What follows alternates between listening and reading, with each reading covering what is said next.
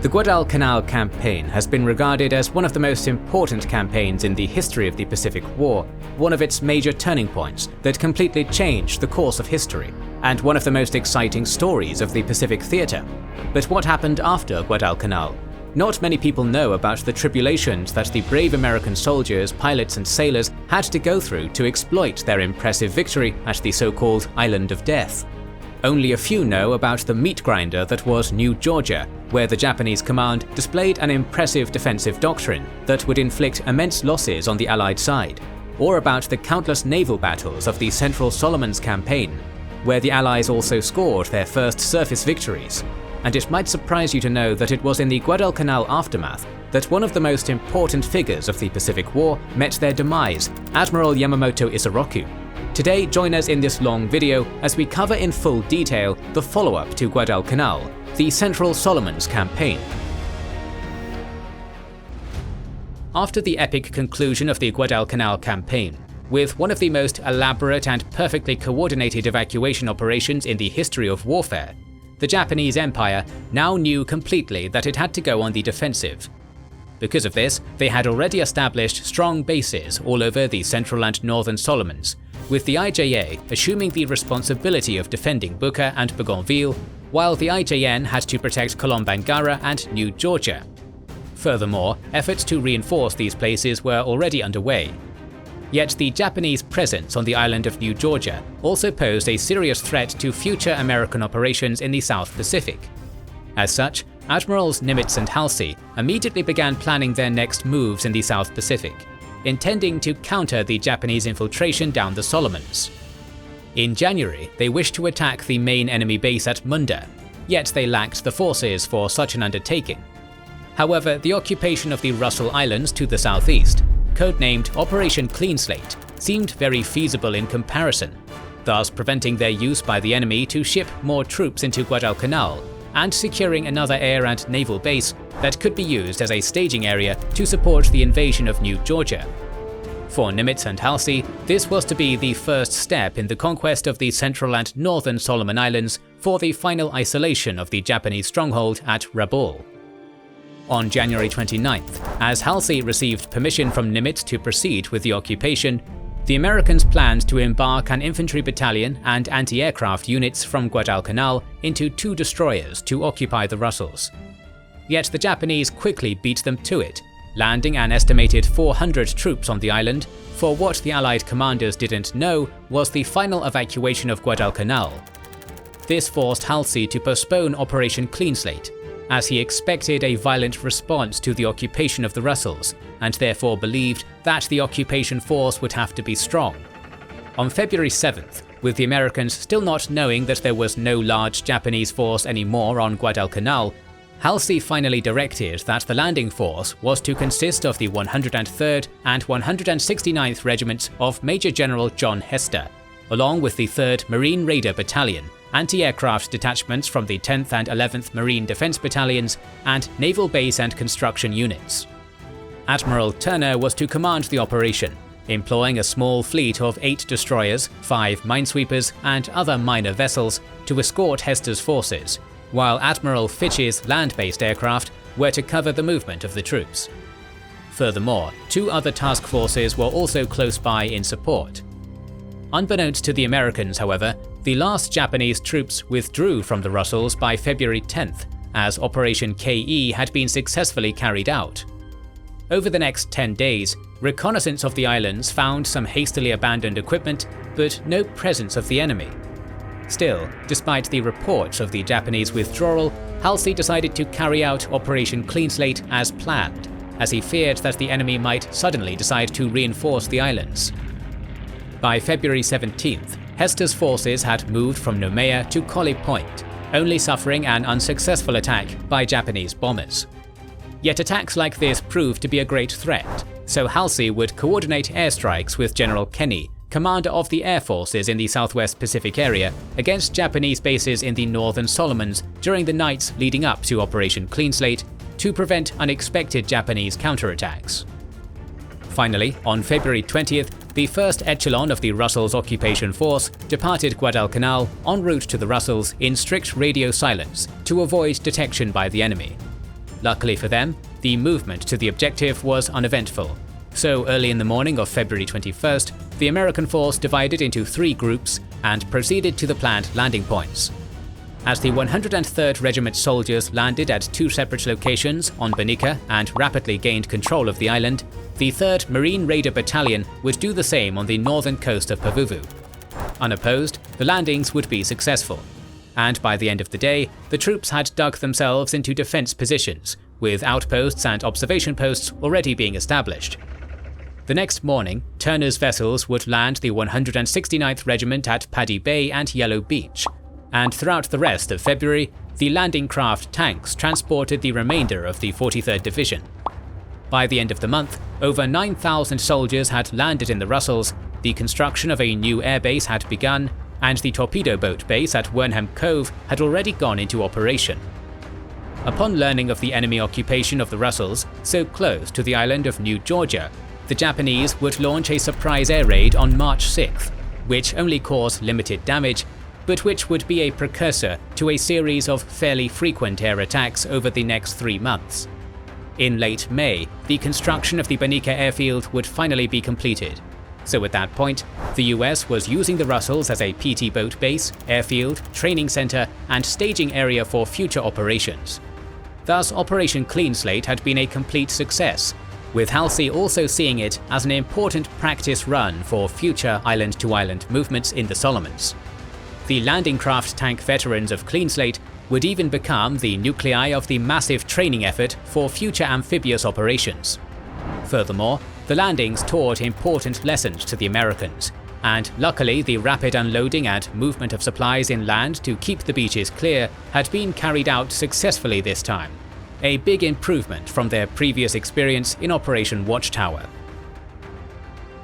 As they entered into a new and unsatisfactory phase, the Japanese were determined to reinforce and strengthen the Munda-Rabaul ley line, to step up air bombing of recently won Allied positions, to dig up a road from Madang to Finschhafen in order to be partially independent of the sea, and to wait for the enemy to take the initiative. During this period, it would be their submarines and coast-hugging barges that would see the most action, as they braved the Allied air and sea blockade in the South Pacific almost nightly. Back in Rabaul, Admiral Kusaka had been named commander of the Southeast Area Fleet by the end of 1942, which made him responsible for the 8th Fleet and for all naval forces in the Bismarcks, Solomons, and New Guinea. Knowing that he could expect little or no help from the combined fleet or the army, Kusaka set about strengthening the air defences of Rabaul, speeded up the airfield development at Munda and Villa Stanmore, and started to survey Santa Isabel Island for an additional strip. With the 200 fighters and bombers under his command, he hoped to hold the Central Solomons with air power alone. Against him, Admiral Fitch now counted with some 316 planes of all types on Guadalcanal, and the Cactus Air Force could easily be reinforced from a pool of over 200 more at Espiritu Santo and New Caledonia. The Americans were also bringing new types of aircraft, better and more efficient, while their older models were updated to have higher power, higher arms and armor, and a longer range. In contrast, the Japanese continued to employ the same types of aircraft. Their weaknesses were well known by this point in the war, and the Americans had developed their new models to counter them. The only advantage still enjoyed by the Japanese at this point was that they owned a nicely spaced series of airstrips in the South Pacific, with the Munda base being particularly important, as bombers from Rabaul or Bougainville could stop there only long enough to refuel on their striking missions.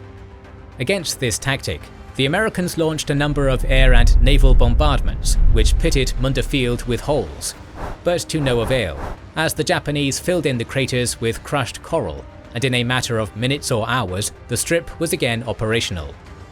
Nonetheless, Admiral Halsey had decided to carry out a new naval bombardment of the enemy air bases at Munda and Villa Stanmore for the start of March, and the Japanese had become even more confident of the invulnerability of these two outposts, with cargo and troop ships from Rabaul making the run to Munda and Villa Stanmore more openly than ever. To achieve a simultaneous bombardment, and to combat any enemy supply convoy and escorts, Halsey knew that he would need to send a larger force with considerable firepower. Thus, on February 27th, he decided to appoint Rear Admiral Aaron Merrill's Task Force 68 for the operation, which counted with a total of 3 light cruisers and 7 destroyers, divided into 2 groups, one for Munda and the other for Villa Stanmore. Departing Espiritu Santo in the afternoon of March 4th, Merrill first headed to the new base at the Russell Islands, arriving there that night after passing east and north of San Cristobal. Although he intended to employ the same tactics that had been used successfully during the last 2 bombardments carried out back in January, he also decided to illuminate Blackett Strait with star shells before reaching the firing line, and to employ only destroyers for the bombardment of Munda, because of the reported presence of enemy shipping in the target areas. In the afternoon of March 5th, Merrill's forces finally left the Russells en route to their departure point 7 miles north of Dyson Island. After arriving there at night, the 4 destroyers of the Munda detachment would leave the formation without signal and head to their objective. Meanwhile, Merrill's forces would continue on course towards the Kula Gulf, with the Americans believing that they had not been detected up to this point. That same night, however, the Japanese destroyers Murasame and Minegumo had taken supplies to Villa Stanmore, with Captain Tachibana Masao deciding to safely travel on a route through the Vella Gulf and Blackett Strait. Unbeknownst to them, their departure had been discovered by American reconnaissance, which rapidly relayed this information to Admiral Merrill.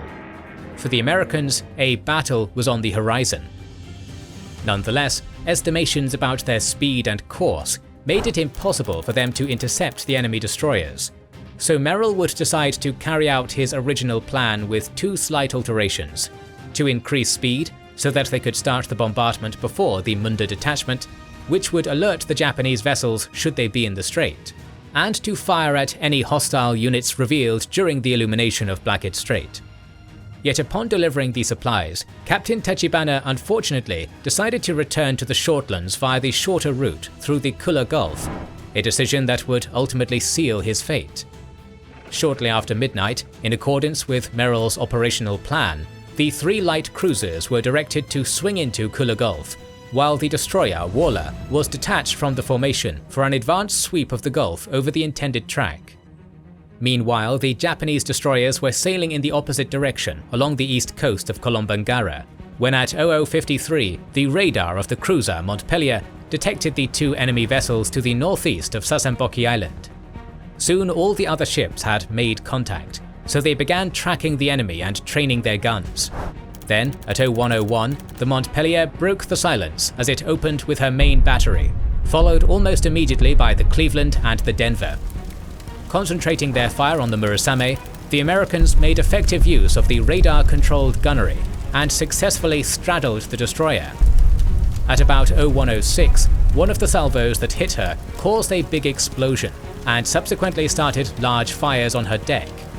Meanwhile, the Waller had fired a spread of 5 torpedoes just as the cruisers had opened fire, scoring 1 critical hit on the Murasame, which suffered a tremendous explosion, immediately broke in 2 and sank.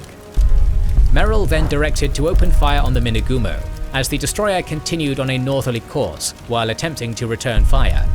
Yet the efforts of the Japanese would be fruitless, and the Minegumo would finally come to a stop after about 4 miles because of the damage inflicted by the concentrated fire of the American cruisers. At about 01:30, the Waller was ordered to close in and finish her off, but the Minegumo finally sank before the American destroyer could get in position. In the meantime, Merrill's cruisers had gotten into the firing line by 01:23, so the Montpellier was ordered to fire more than 30 star shells over Blackett Strait. The very effective illumination proved that the strait was now empty, so the bombardment of Villa Stanmore immediately began at 01:25, targeting supply dumps, runways, bivouacs and dispersed aircraft, and launching continuous fire under the direction of reconnaissance aircraft flying overhead. The Americans managed to score many hits on emplacements thought to be shelter tents, on barracks, ammunition dumps, grounded planes and other objectives, successfully causing highly devastating damage, starting large fires, and knocking out shore batteries that attempted to respond. After completing their task at 01:40, Merrill's forces then started to withdraw through the New Georgia Sound. At the same time, the Munda detachment, commanded by Captain Robert Briscoe, proceeded unmolested to their landfall off Banyeta Point, where they were to turn to the firing line at 0104. As the turn was executed, the destroyers heard and saw the firing marking the surface battle of Blackett Strait, and the appearance of an unidentified aircraft coming from Rendova Island further disrupted their orderly approach to the firing line. By 0139, however, Briscoe had finally assembled at the firing line, and 2 minutes later, the destroyer Fletcher opened fire, with the other destroyers quickly following. The Fletcher's first ranging salvos managed to strike the center of the landing strip, and then the destroyer moved her fire down to Munda Point, blasting the installations beyond the point along the shore. At 0150, the bombardment ceased, and Briscoe's detachment began their withdrawal. Finally, around 0715, the two detachments rejoined north of Savo Island, and, under the protection of fighter coverage from Guadalcanal, proceeded back to Purvis Bay. The two bombardments had been well executed and were considered a success, but once again they had no long-lasting effect, as the Japanese bases would be rapidly repaired and made operational again during the coming weeks. The most important and encouraging result of the operation was the efficient and speedy destruction of the two enemy destroyers, which would serve as a bad omen for the Japanese in the future. In the following weeks, Allied air forces would continue to strike at Japanese concentrations throughout the South Pacific, but particularly against the ground installations in the Northern Solomons, with more than 90 attacks carried out against Munda by mid-March, while Villa Stanmore was being raided almost daily. Nonetheless, the Japanese would continue to pour reinforcements into these bases at night, further adding motor torpedo boats to the defences of Kula Gulf. The Americans, meanwhile, would carry out another naval bombardment of Villa Stanmore on March 16th, although the results of this operation would be far less spectacular. Yet these operations were only the beginning, as Admirals Halsey and Nimitz would continue to plan on how to break the Bismarck's barrier. As we've previously examined on this series, planning for the Pacific Theatre of Operations was plagued by two main problems: the strategy of Europe First, which relegated the Pacific to the status of a secondary theatre, and the inter-service problems between the Army and Navy over the question of overall command. Since neither side was willing to accept the proposals of the other, the Americans would have to adopt compromise solutions, which satisfied no one completely. This resulted in makeshift operation-to-operation arrangements that had to be re-examined constantly as conditions changed. With the end of the Guadalcanal campaign, and the completion of the first phase of the July 2nd directive, the question of command resurfaced yet again. Back in January, Admiral King had even proposed to form an integrated command under Admiral Nimitz, which was to include the Southwest Pacific area of General MacArthur once the reduction of Rabaul had been carried out successfully. Yet General Marshall would deftly evade King's major premise, forcing the Admiral to turn to the conduct of current operations. Both men, however, agreed that the capture of Rabaul, with its key port, supply and staging facilities, was still top priority, so they decided to call a conference between the main three Pacific commanders as soon as possible to iron out the details about the coming offensive.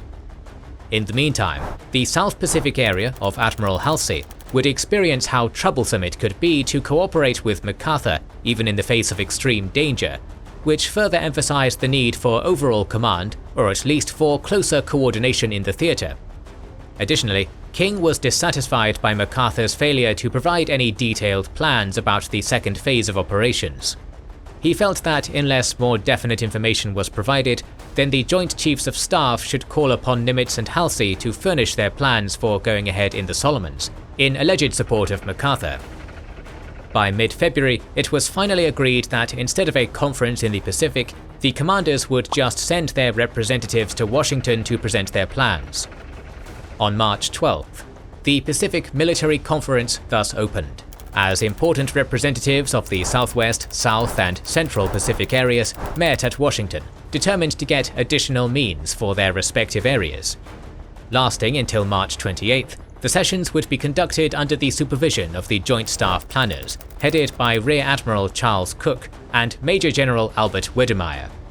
At the first meeting, MacArthur's representatives presented the Elkton Plan for the seizure of the New Britain, New Ireland, New Guinea area, which essentially covered phases 2 and 3 of the July 2nd directive, and was based upon the concept of elbowing forward on the eastern and western approaches of Rabaul. MacArthur's ambitious plan was to first seize operating airfields on the Huon Peninsula and New Georgia, then to simultaneously move in and establish air bases on western New Britain and Bougainville, and finally to capture Cavien, thus isolating Rabaul, which would be taken by amphibious assault. For his plan, MacArthur calculated that 12 and 2/3 divisions and 30 air groups would be required for his southwest Pacific area, while 10 divisions and 15 air groups were to be assigned to Halsey's South Pacific area. Furthermore, of his total of 22 and 2/3 divisions, 10 would have to be amphibiously trained. The strengths called for in the Elkton Plan were much greater than those projected by the War Department, which estimated that there would be 8 divisions and 6 air groups in the South Pacific, and 9 capable divisions and 15 air groups in the Southwest Pacific by October 1st. Yet all members agreed that the forces required, as shown in the Elkton Plan, were the minimum necessary, so it was decided to refer this problem to the Joint Chiefs of Staff to evaluate whether to augment the forces allocated to the Pacific or to modify the current directives for Pacific operations. Both King and Marshall would present 2 alternatives, and although the army believed that aircraft requirements in the Pacific were met, and that giving them more could void the Casablanca decisions and affect the planned combined bomber offensive against the Luftwaffe, the Joint Chiefs of Staff would finally approve the Navy plan to cancel 1 division allotted to the South Pacific in exchange for increased air allocations for the Elkton Plan. With these increases, the conferees agreed that only the second phase of the July 2nd directive would be carried out, including offensives against Madang, the southern portion of Bougainville, Cape Gloucester, and the Kirowina and Woodlark Islands, but not Cavien and Rabaul. King and the Navy would also fight for the question of command, but they could only secure minor concessions, as the army clung firmly to the provisions of the July 2nd directive. Thus, MacArthur retained direction of the operations against Rabaul, while Halsey, working under general directives from MacArthur, would be in direct command of operations in the Solomons. Once the matter had been settled by March 21st, the representatives began to discuss how to carry out these plans. Halsey's staff officers proposed to assault Munda early in April, but MacArthur's representatives, who also outlined their own plans for sweeping the Japanese out of the Huon Gulf, asked that the Halsey offensive be timed accordingly for mid-May.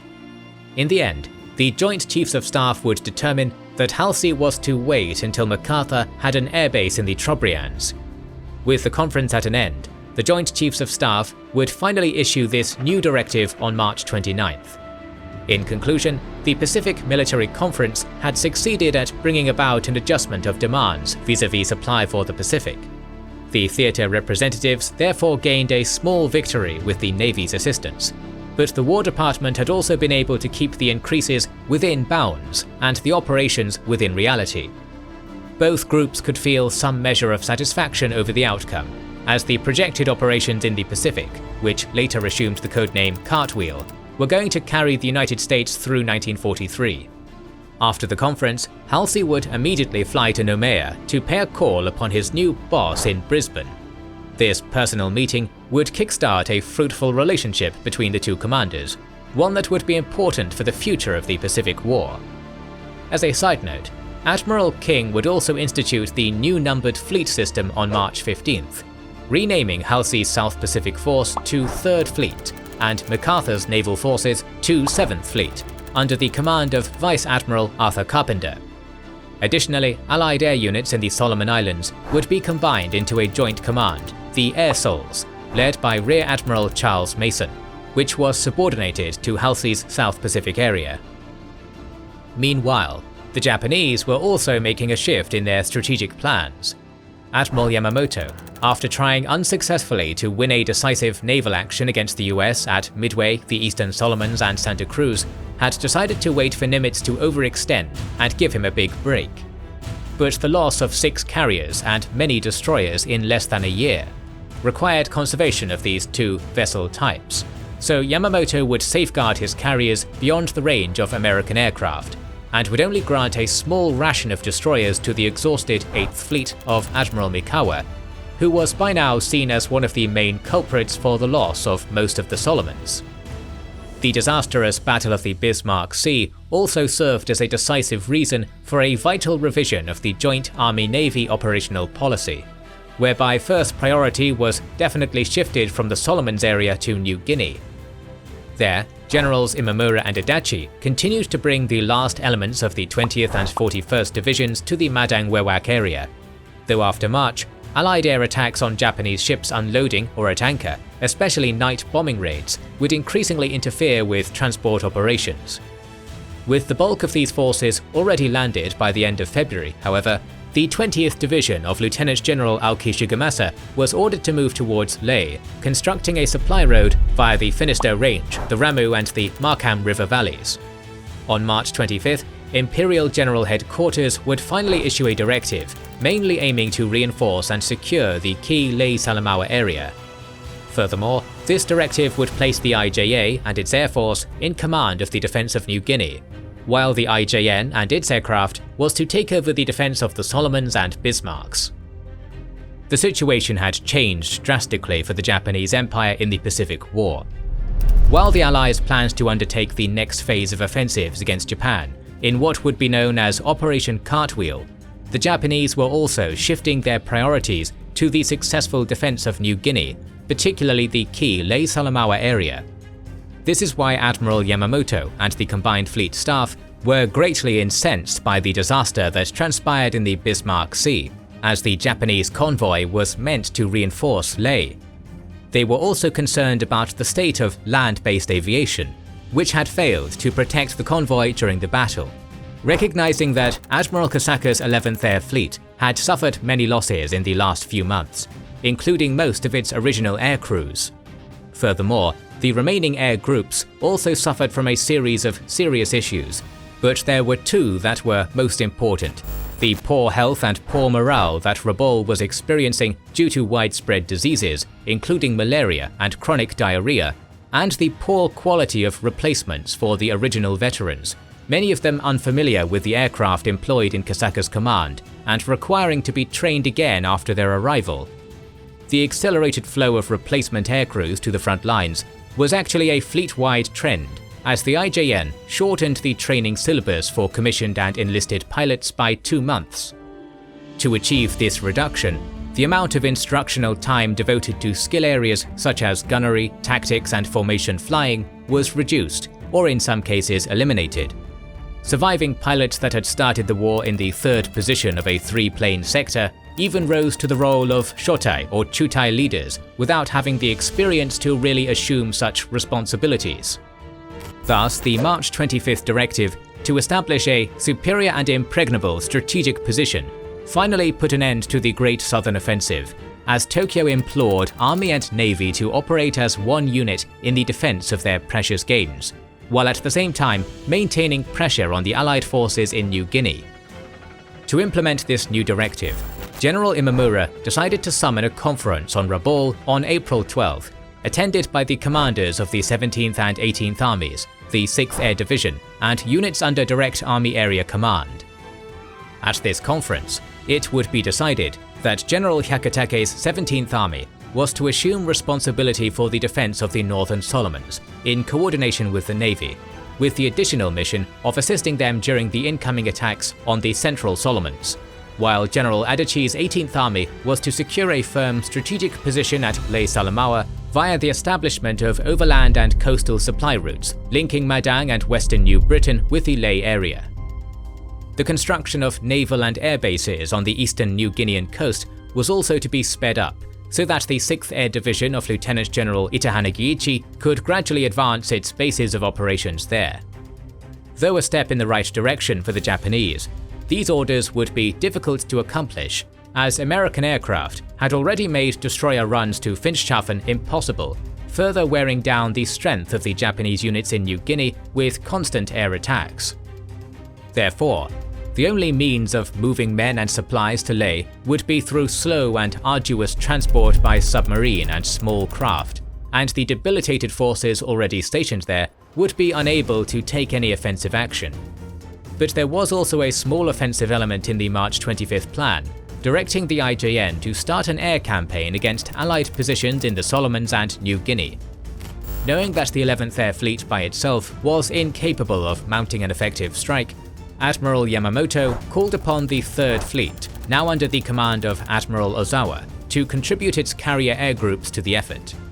Thus, the carriers Zuikaku, Zuiho, Junyo, and Hiyo would contribute over 160 aircraft to the 155 already under the command of Admiral Kosaka for an estimated total of 350 aircraft. After initially concentrating in Rabaul, these plans were dispersed to several airfields on Bougainville and the Shortlands for Operation Ego, the massive air counter-offensive scheduled to start on April 5th. In the meantime, Kosaka decided to send a preliminary fighter sweep down the slot on April 1st, hoping to draw out and destroy a large percentage of the Allied fighters at Guadalcanal. After launching 54 Zeros in 2 separate waves, the Japanese raiders would be intercepted by 42 fighters from Admiral Mason's Commersol's command over the Russell Islands, starting a giant melee that lasted nearly 3 hours. Fighting over their own territory, the Americans would shoot down 9 Zeros at the cost of 5 Wildcats and a Corsair. This was not a promising start for the Japanese, but inflated reports would nonetheless leave them satisfied about this first attack. On April 3rd, Yamamoto and his staff would finally arrive at Rabaul, as he was to personally take command of the operation alongside Admirals Kosaka and Ozawa. Although the air counter-offensive was to start on April 5th with Attack X, the planned strike against Guadalcanal, bad weather would finally force the Japanese to postpone it for 2 days. The Japanese would find no shortage of tempting targets on Guadalcanal or in the surrounding anchorages. During the few short weeks since they had conceded the island, the Americans had completed its 3rd airstrip, and Guadalcanal had become a supply depot, with massive dumps of munitions, fuel, and weapons. Japanese reconnaissance flights on March 25th further revealed approximately 300 Allied planes on the island, and the snoopers counted numerous transports, cargo ships, and warships riding at anchor between Lunga Point and Tulagi. In the early hours of April 7th, Attack X would finally be launched under the personal supervision of Yamamoto, as a massive strike force of 110 Zeros and 67 D-3A dive bombers lifted off en route to Guadalcanal, shortly stopping at the Shortlands to refuel. Additionally, a separate group of 47 Zeros from the 11th Air Fleet took off from Buka and also headed southeast, for a grand total of 224 planes, the largest Japanese striking force since Pearl Harbor.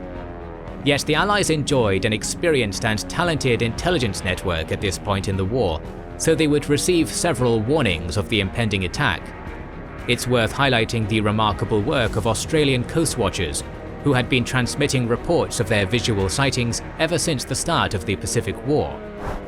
Consequently, Rear Admiral Mark Mitscher, the new commander of Air Sols, began to scramble 76 fighters from Henderson Field and the outlying airstrips, though in great disorder.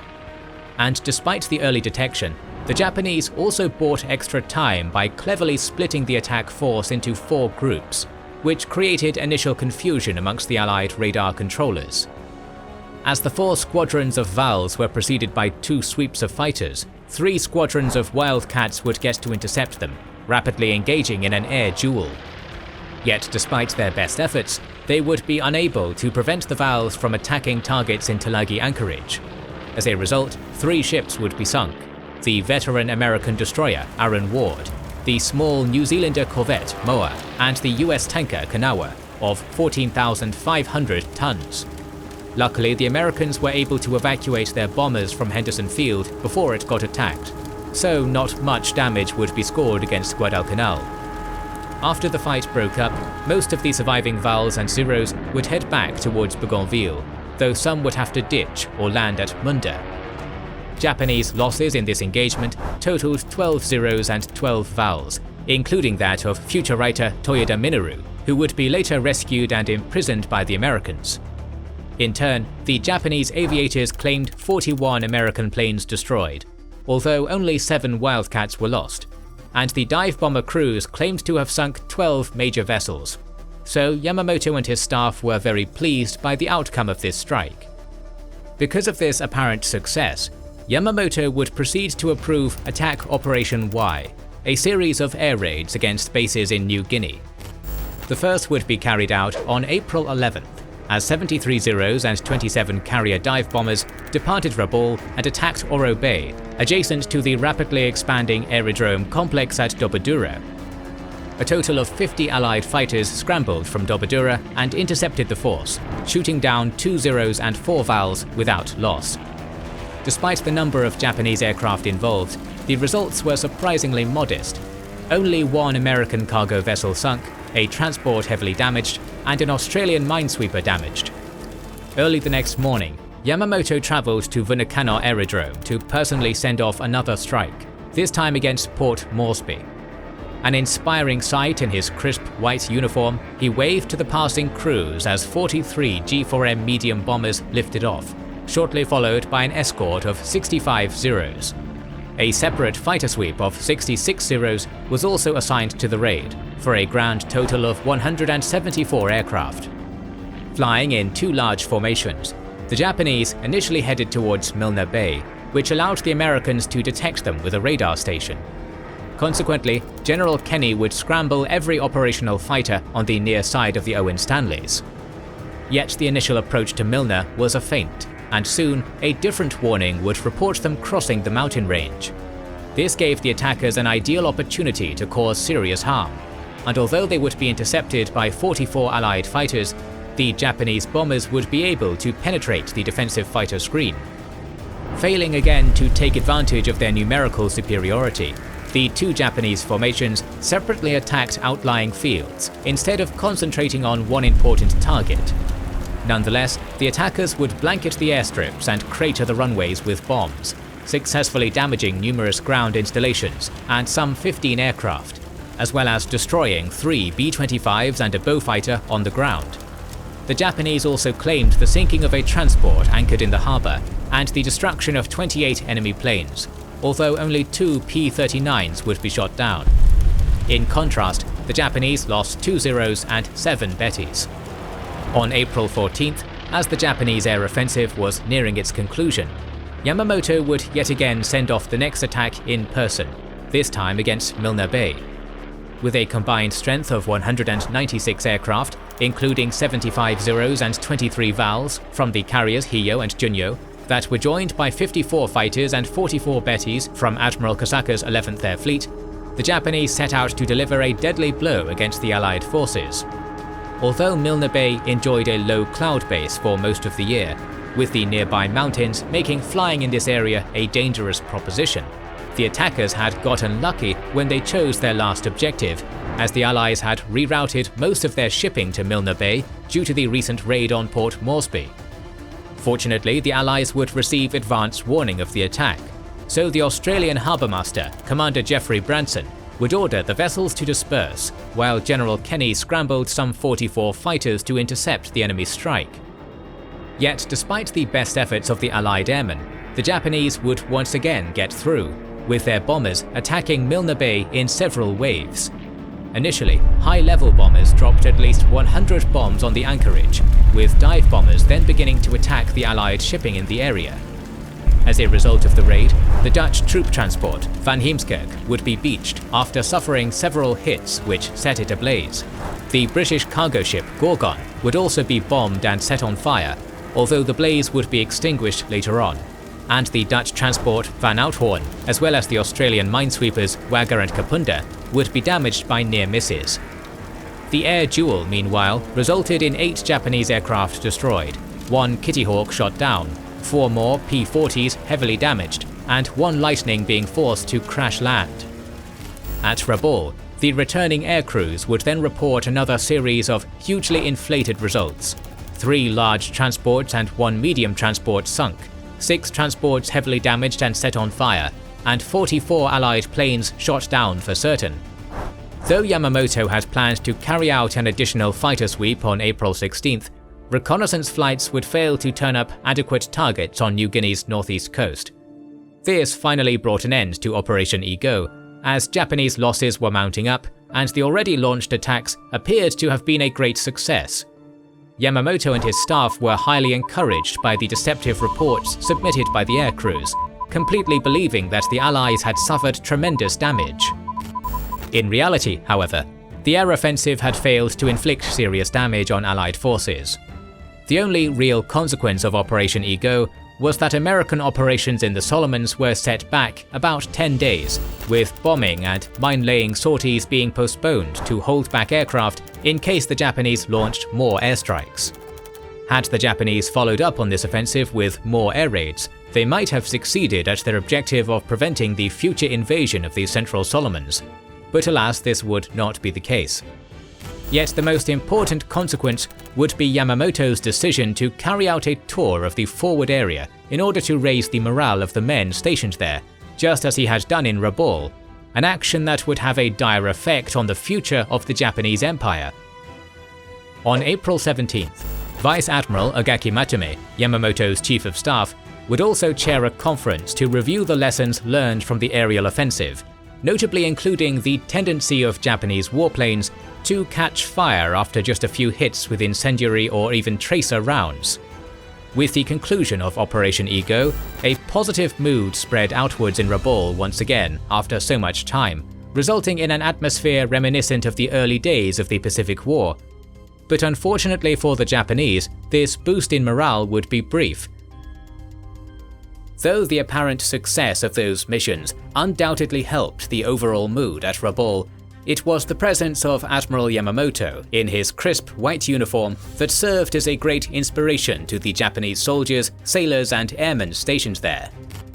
Understanding the importance of being seen by the aircrews, Yamamoto had thus decided to continue with his highly visible and almost ritualistic send-offs, announcing on April 13th his intention to tour the forward area in order to raise the morale of the men stationed there, just as he had done in Rabaul. That same afternoon, a message outlining Yamamoto's proposed visit was drafted to notify the outlying bases, a message that was soon to seal the fate of such a legendary naval commander. This is because the message contained highly detailed information, such as the date and time of Yamamoto's departure from Rabaul, the location of the first stop and estimated time of arrival, the type of aircraft Yamamoto and his staff would ride in, the number of escorts, and the exact itinerary to be followed throughout the day. Using an old code that was still in use at the Shortlands base, the message was transmitted from Rabaul in the afternoon, and within seconds it had been received both by the intended addressees and by the American cryptanalysts and code breakers at Pearl Harbor. Soon the message would be successfully decoded, and the Americans would be amazed to learn that the mastermind behind Pearl Harbor was going to be in such an extremely vulnerable situation, as his flight to Balale would bring him within 325 miles of Guadalcanal. On April 24th, the message was then delivered to Admiral Nimitz, and after some deliberation, the mission to kill Yamamoto, which would be codenamed Operation Vengeance, was finally approved, albeit with the utmost secrecy to protect, as far as possible, the cryptanalysis breakthrough that had set the operation in motion. Halsey was very pleased about this news, and he soon informed his subordinate air commanders, Admirals Fitch and Mitzcher, about the details of Operation Vengeance. As commander of Airsols, Mitzcher called a secret meeting for his staff on April 16th, where it was determined that any possible interception of Yamamoto's flight would have to be conducted by P-38s with external fuel tanks, the only type of fighter at Guadalcanal with the range to fly to Bougainville and back. Additionally, Major John Mitchell was selected as strike group commander for the mission, and as per Mitchell's wishes, it was also decided that the fighters would intercept Yamamoto in the air just south of Empress Augusta Bay, instead of ambushing the admiral while he moved from Balale to Bougainville in a submarine tender. Mitchell's plan was to divide his flight plan into 5 legs, veering far out to sea to avoid any detection by the enemy that could compromise the plan. Since Yamamoto was scheduled to arrive at Balale at 09:45, he determined that the interception should take place at 09:35 and that his strike group should depart Guadalcanal at 07:20. From his total of 18 P-38s, Mitchell assigned 4 aircraft to the killer flight under Captain Thomas Lamphere, which would be tasked with intercepting and eliminating Yamamoto's aircraft. The rest would fly combat air patrol above the killer flight to hold off any fighters from Bougainville the Japanese were able to scramble, and to avoid congestion in the target area.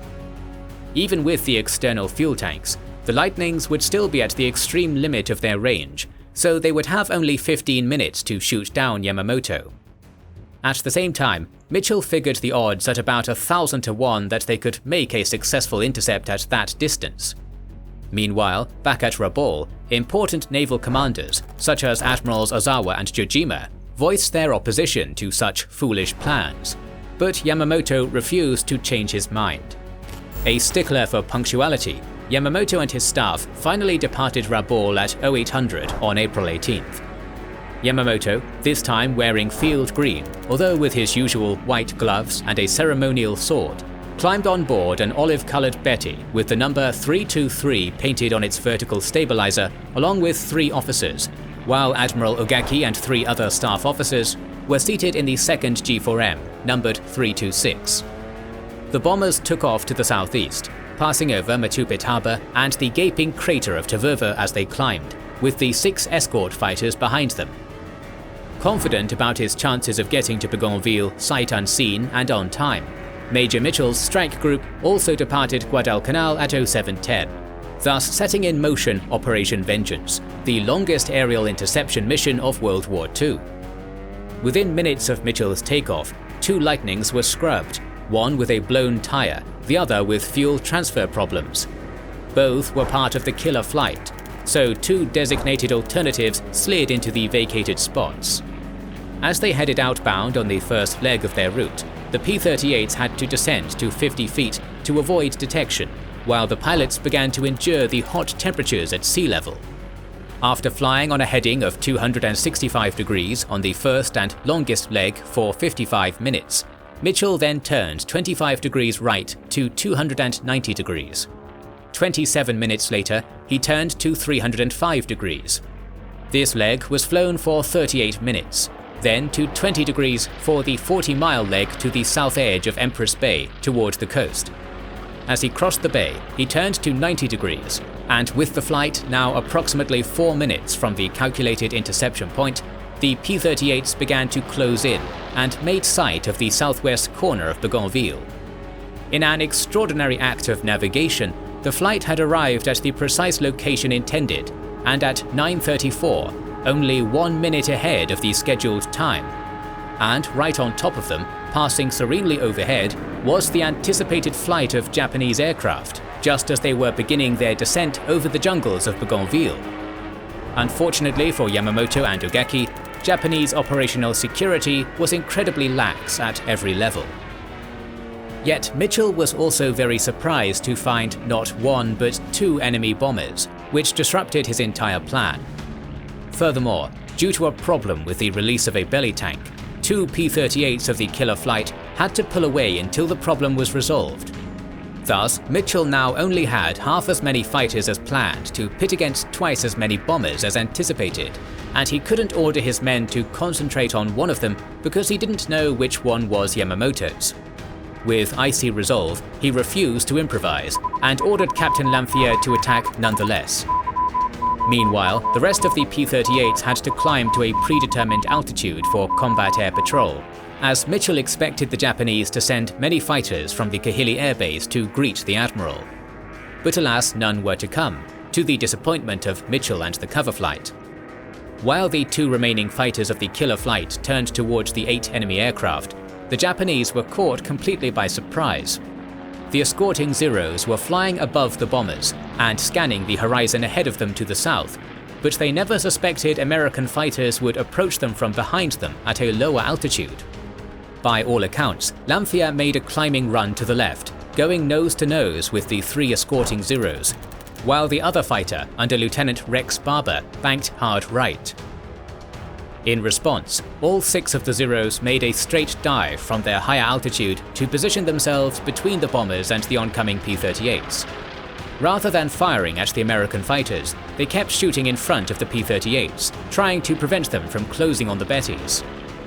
Aboard the bombers, confusion was total, and with the Allied pilots closing in to attack, Yamamoto and Ogaki's aircraft separated as they accelerated into their dives. the distance between them increasing as the first plane banked to the right, south-southwest towards the shoreline, while the second plane banked east to the left. But what followed next has been the source of bitter contention for many decades, as the participants all went to their graves, each swearing their perspective was the legitimate one. In Lamfia's version, which would later be published by the media and would become the most well-known, he quickly engaged the 3 diving Zeros to the left, successfully shooting down one of them before twisting away to find the Bettys. He then found the lead Japanese bomber skimming the jungle, headed for Kihili, and so he dived in pursuit. With the 2 surviving Zeros converging on him to cut him off, Lamfia managed to hold his course and fired a long steady burst across the lead bomber's course of flight. Soon the bomber's right engine, then its right wing, burst into flames, and then, in Lamfia's words, the bomber's wing tore off. The bomber plunged into the jungle. It exploded. That was the end of Admiral Isoroku Yamamoto. While racing out over the open sea towards Moila Point, Ugaki himself was horrified to see the funeral pyre of Yamamoto's crashed bomber. But at the same time, Rex Barber tells a different story. He claims that Lamfia's initial maneuver to the left was very wise, as it allowed Barber the opportunity to attack the bombers without the Zeros on his tail. Thus he banked sharply right to fall in behind one of the Bettys. At about 1,000 feet above the jungle canopy, Barber opened fire, aiming over the fuselage at the right engine. The bomber was shuddering at each burst, and Barber could see chunks of its engine cowling detaching. He then continued to rake the bomber with his guns until the Betty suddenly stopped in mid-air, almost colliding with Barber's P-38 and then crashing into the jungle.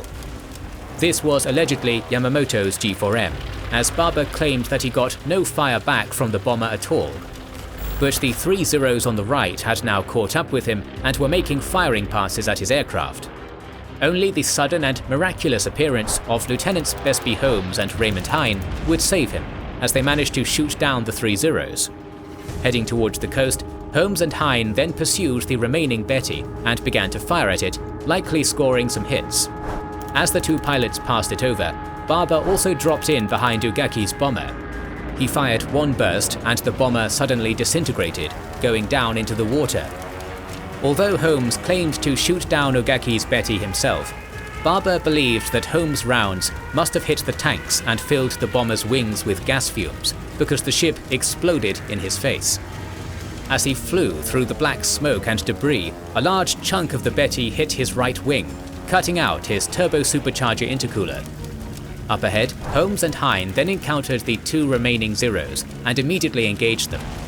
Although Holmes claimed to shoot down one of the fighters, making his total alleged kill count 3 Zeros and 1 Betty, Hine's P-38 would be damaged in the struggle, forcing him to head east and out to sea, with smoke trailing from his right engine.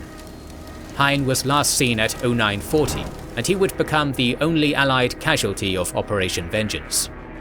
But before the Japanese fighters could take off from Kihili, Mitchell ordered his strike group to initiate the withdrawal, their mission already accomplished with the destruction of the second Betty. Thus, the P-38 flight broke up as each pilot headed for home individually, operating at the limit of their range, and suffering again under the hot weather. In the end, all of them would arrive safely at Guadalcanal, with the exception of Hine. The mission had been a resounding success, with both enemy bombers successfully shot down, and most importantly, with the successful elimination of Yamamoto as a potential threat for the future. As no leader would subsequently emerge who possessed a fraction of Yamamoto's tactical insight or domestic prestige, the mission would be completely worth the risk of exposing their code-breaking advances. Yet the controversy of who killed Yamamoto would begin as soon as the pilots returned to Guadalcanal. In the words of Lieutenant Julius Jacobson, another pilot on the mission, there were 15 of us who survived, and as far as who did the effective shooting, who cares? While the Americans celebrated, the Japanese were stunned by this turn of events. A rescue party was immediately readied to seek the crash site, hoping against hope that there might be survivors. On April 20th, the Japanese would finally stumble into the wreckage of a Betty bomber, and unfortunately for the Japanese, there were no survivors. The bodies of the 11 crew and passengers were scattered about the wreckage, and among them was Yamamoto. As for Ugeki, he actually managed to survive the wreckage off Moila Point, along with 2 other survivors, rushing to swim for the shore while clinging to floating debris. Despite his miraculous survival, Ugeki's injuries were severe, including a severed radial artery and compound fracture of the right arm, which would leave him out of action until 1944.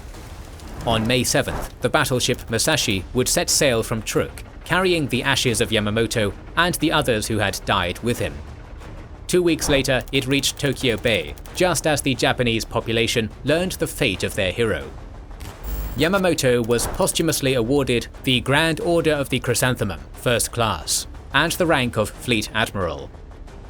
His funeral on June 5th, the first anniversary of the Battle of Midway, coincided with the legendary Admiral Togo Heihachiro's funeral 9 years previously. That day, the roads were lined with mourners, and an estimated 3 million Japanese crowded into the area near the cemetery to pay their last respects to a national hero. Admiral Koga Mineichi, the new commander-in-chief of the combined fleet, would later say, "There was only one Yamamoto, and no one is able to replace him. His loss is an unsupportable blow to us." Thus came the end of Admiral Yamamoto, one of the most important leaders of the Empire of Japan during the Pacific War. Nonetheless, Admiral Kasaka would set out to reorganize, repair, and reinforce his air forces in preparation for what he believed to be an incoming American offensive against the Central Solomons. Since the evacuation of Guadalcanal, it's important to note that the Japanese had set out to build a strong defensive line in the Central Solomons, and for that, they would need to reinforce all bases in Santa Isabel and New Georgia using large transports. Cusca's envisioned main defense force was Rear Admiral Ota Minoru's 8th Combined SNLF, which comprised the Kure 6th and the Yokosuka 7th.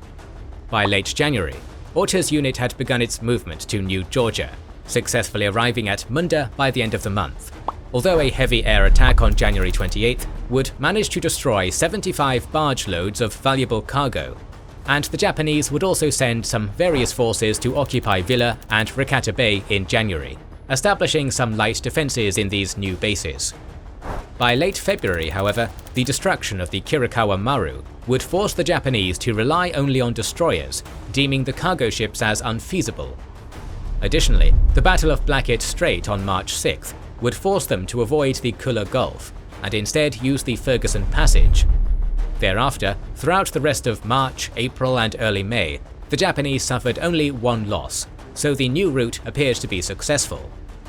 Although the American attempts to stop the reinforcement convoys would be temporarily interrupted by Yamamoto's Operation Ego in April, Admiral Halsey would finally continue to harass the Japanese presence in the area by the start of the new month, successfully mining Blackett Strait on May 7th, and launching intense airstrikes against the Japanese reinforcement convoys throughout May.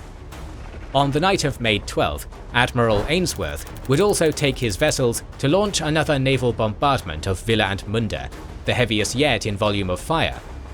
Kasaka immediately responded by sending a fighter sweep over the Russells, losing 4 Zeros and destroying 5 Allied aircraft. And he would also prepare his G4M bombers to start a long campaign against the enemy, by the end of the month launching 6 night attacks against the airfields on Guadalcanal and the Russells, and 4 attacks against American shipping.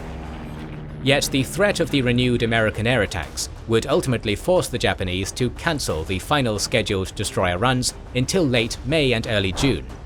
Luckily for them, these last reinforcement convoys would suffer no losses, so the defenders would be able to bring in the bulk of the Navy and Army troops assigned to defend New Georgia, along with approximately 3 months' supply of ammunition and food.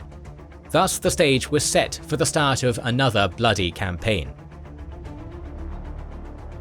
As we'll recall, the Pacific Military Conference carried out in March saw the approval of a broader offensive in the Southwest Pacific area, which involved a series of operations directed against Rabaul, like the spokes of a cartwheel, as it was expected to carry out offensives against Madang, the southern portion of Bougainville, Cape Gloucester, and the Kiriwina and Woodlark Islands in the year of 1943. The Southwest and South Pacific areas immediately began to plan their next moves. Although the original plan was to first secure the Kiriwina and Woodlark Islands, and then capture the Huon Peninsula and western New Britain, before continuing up the Solomons, Admiral Halsey would manage to convince General MacArthur to allow him to move against New Georgia simultaneously with the occupation of Woodlark and Kirrawheenah. Thus, by the end of April, Operation Cartwheel was born, with MacArthur incorporating Halsey's proposed changes into the revised plan. MacArthur also gave Halsey a relatively free hand, so the Navy immediately set out to plan the invasion of New Georgia, codenamed Operation Toenails. The Munda Bar ruled out a direct attack on Munda, and after a thorough reconnaissance of Kolombangara, the idea of bypassing Munda by attacking Vella was also discarded. Instead, an operation Halsey described to Nimitz as infiltration and staging 4 simultaneous landings would be made on June 30th. The main force assigned to Operation Toenails was General Hester's 43rd Division, although there were also other various units that would take part in the landings. Once again, Admiral Turner was in charge of the amphibious landings, with Admiral Fitch's grand total of 1,182 aircraft granting air cover, and with Admirals Ainsworth and Merrill providing naval support.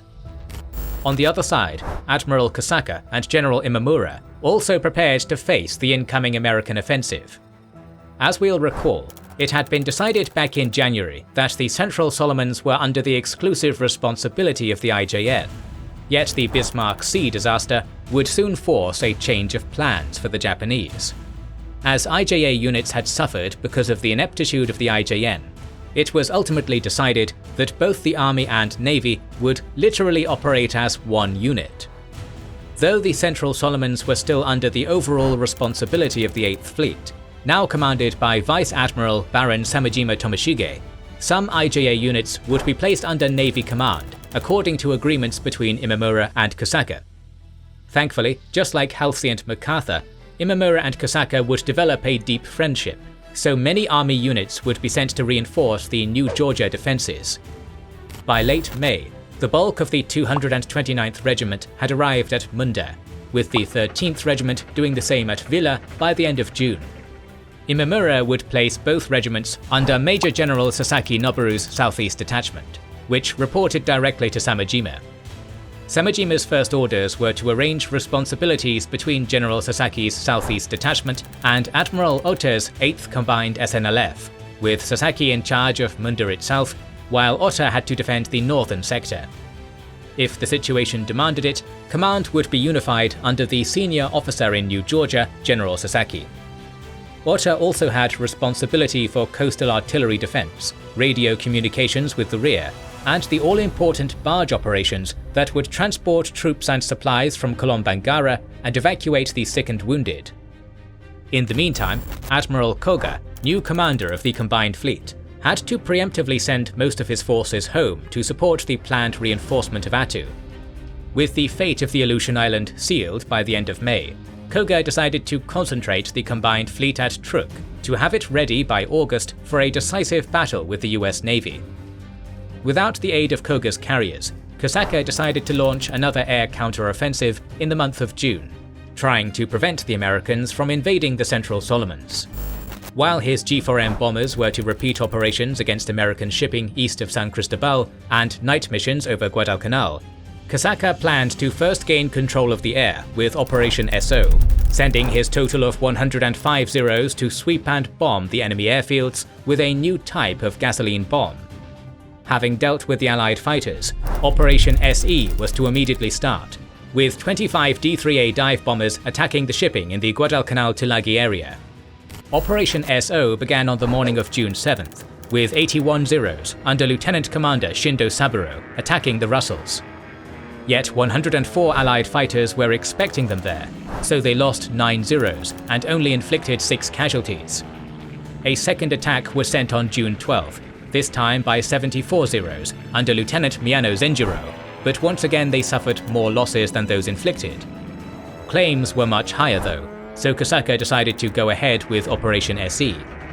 On June 16th, the main attack was thus launched, with 24 D-3As covered by 70 Zeros swinging south of the Russells to approach from the south. Yet they were once again intercepted by around 74 Allied fighters over Beaufort Bay, with the ensuing air battle rolling north over the mountainous spine of Guadalcanal. In result, The Japanese lost 15 Zeros and 13 D3As, only destroying 6 enemy fighters. Among the first-rate pilots who failed to return was Lieutenant Miyano, who had scored a total of 16 kills since the start of the war, so the Japanese were continuing to lose their most experienced airmen, something that severely affected the declining Japanese fighter performance. Furthermore, even though their formation had been disrupted by the Allied interception, the dive bombers pressed their attack and managed to hit 2 ships. Yet these were meager results for such an exorbitant price, so Kosaka would have to urgently request reinforcements. The carrier Ryuho's bombers would be immediately sent to replace those lost in the operation, successfully arriving on July 2nd, but almost no more reinforcements would arrive before the end of the New Georgia campaign. Additionally, Japanese formations would never again appear over Guadalcanal in daylight, and the Americans assured their air superiority over the Solomons. As we last saw, Admiral Halsey's plans for the New Georgia offensive had already been laid down, with 4 simultaneous landings being planned. One at Wickham Anchorage for a landing craft layover base, a second at Segi Point for its airfield site, another at Viru Harbour for a small craft base, and a final one at Rendova Harbour as the base from which to stage the troops to New Georgia for the attack on Munda. Expected to take Munda in a few days, the main force to be employed for Operation Toenails was General Hester's 43rd Division, a National Guard division brought up to strength by draftees, whose only real experience consisted of the unopposed landings that had been carried out in the Russell Islands earlier this year. It's interesting to remember that the March Pacific Military Conference had imposed a 1-division limitation on this operation, something that produced the most serious dissension among the planners. Major General Barney Vogel recognized that the Japanese strength at New Georgia was considerable, and that 2 divisions were the minimum required to take the island. Admiral Turner also requested on June 12th for 2 more divisions and additional Marine Raider and Defense battalions, but to no avail, as Halsey was dead set on complying with Washington's wishes. Since, in fact, 2 divisions were needed to capture Munda and a 3rd to complete the occupation of New Georgia, Halsey has been criticized for his refusal to commit a larger force at the start, as he counted with 3 more divisions from Major General Oscar Griswold's 14th Corps. But in his defense, he was probably looking ahead to Bougainville, where a major battle was expected, with few possibilities of receiving any new reinforcements. In addition to the 43rd Division, there were also some other forces assigned to Operation Toenails. The most important one is probably the 1st Raider Regiment. In the fall of 1942, after the successful deployment of the battalions of Colonels Edson and Carlson, 2 new Raider battalions were created. The 3rd Raiders in Samoa under Lieutenant Colonel Harry Liversedge, and the 4th Raiders at Camp Pendleton, commanded by Lieutenant Colonel James Roosevelt. On May 15th, however, the 4 Raider battalions were reorganized as the 1st Raider Regiment at Espiritu Santo, with Liversedge as commander and Carlson as executive officer. This new formation would enforce a common organization among the battalions, using a mixture of Edson's and Carlson's ideas. For the invasion of New Georgia, Halsey assigned both the 1st Raiders, led by Colonel Griffith, and the 4th Raiders, now commanded by Lieutenant Colonel Michael Currin. Another Marine unit involved in the operation was the 9th Defense Battalion, which had a 155mm gun unit and a light tank platoon. As for the Navy, they assigned various elements of 3 naval construction battalions, popularly known as Seabees. Lastly, the Americans also had at their disposal a New Zealand-trained and led commando unit of 130 South Pacific Islanders, known as the 1st Commando Fiji Guerrillas. The eastern landings, under the command of Colonel Daniel Hundley, would be used to secure the lines of communication to Rendezvous directly across from Munda, while the western landing force of General Hester had the initial mission of securing the island of Rendezvous and 3 strategic islets in the Blanche Channel opposite Munda. Once this was done, the 172nd and 169th Regiments, under the command of Brigadier General Leonard Wing, would move to Zanana through Honiavasa Passage, and from there overland to the departure line on the Barique River, where the final drive to Munda would start. Additionally, Hester planned to land a battalion on Munda's west coast to execute a sort of hook around Munda. For the multiple amphibious landings, Admiral Turner was once again put in charge, and he would divide his forces into two groups. Western Force, under his command, would make the Rendova landings, and the Eastern Force, under Rear Admiral George Fort, would make the landings at Wickham, Segi Point and Viru Harbour.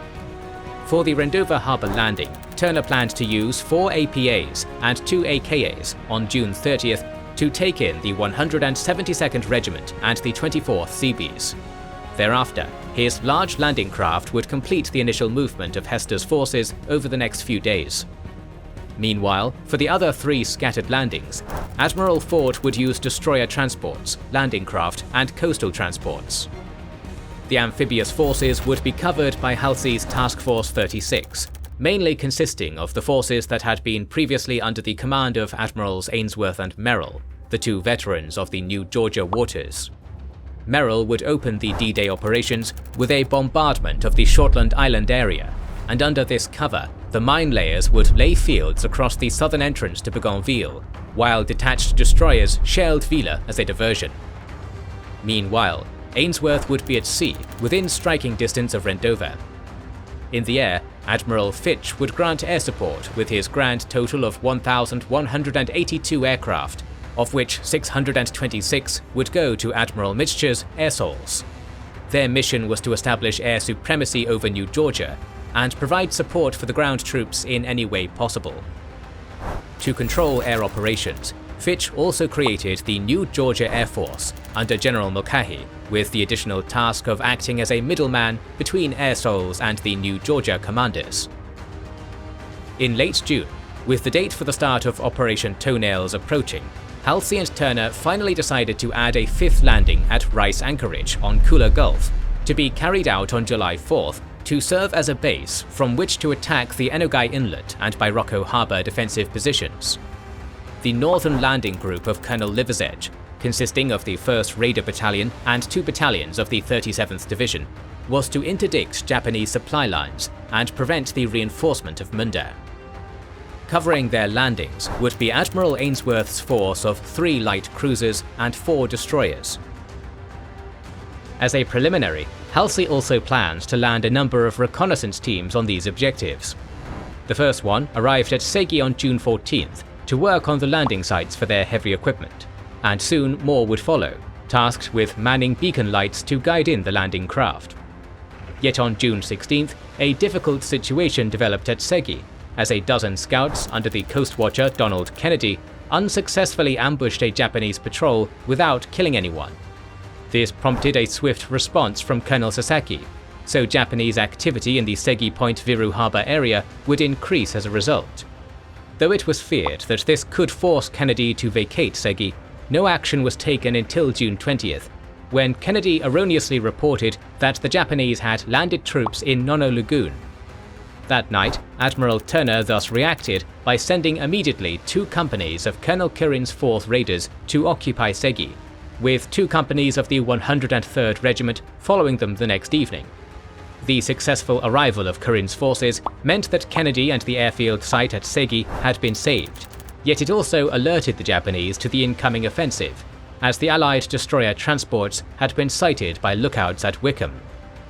Based on this information, Admiral Kasaka decided to put Southeast Fleet on high alert, but reconnaissance planes soon reported no unusual activity between Getukai and Rendova, so the alert was luckily cancelled on June 27th, a decision that was influenced by the fact that Kasaka and most IJN officers believed that the enemy invasion would not come until late July or early August.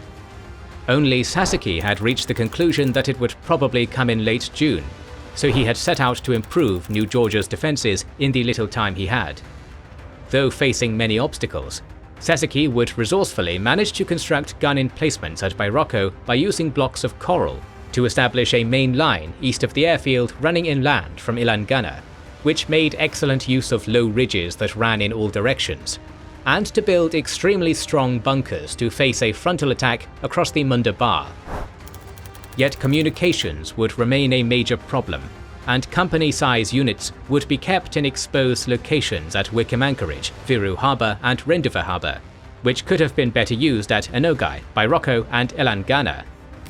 By June 29th, as Allied preparations for the 3 simultaneous amphibious operations had been completed, D-Day was finally set in motion. To support the landings, the Allied commanders had also prepared their air and naval forces to strike at the Japanese, in an effort to soften their defences and prevent quick enemy reinforcements. Thus, on the night of June 29th, General Kenny's 5th Air Force was to launch a heavy raid against Rabaul, while Admiral Merrill's cruisers took some mine layers up to the Shortland Islands to mine the southern entrance to Buin, and to bombard Balali, Faisi and the Poperang Islands. On the way up, 2 of his destroyers were also to give Vella a brief shelling.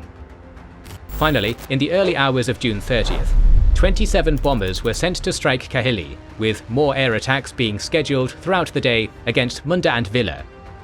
Yet the night of June 29th would be dark and stormy, preventing the scheduled missions of Air Souls and the 5th Air Force, and forcing Merrill's vessels to carry out the bombardment and mine-laying in the driving rain with very low visibility. Nonetheless, Admirals Turner and Fort would depart from their respective bases to land at their objectives. Additionally, 2 groups of infantry, dubbed the Barracudas, would go ahead of Turner in fast transports, one to seize the Rendova Harbour beaches, and the other the Honiavasa Passage, through which the 43rd Division would stage to New Georgia. In the meantime, Admiral Turner's convoys continued to sail towards New Georgia in the early hours of June 30th without facing any difficulties, finally reaching its jumping-off point by early morning.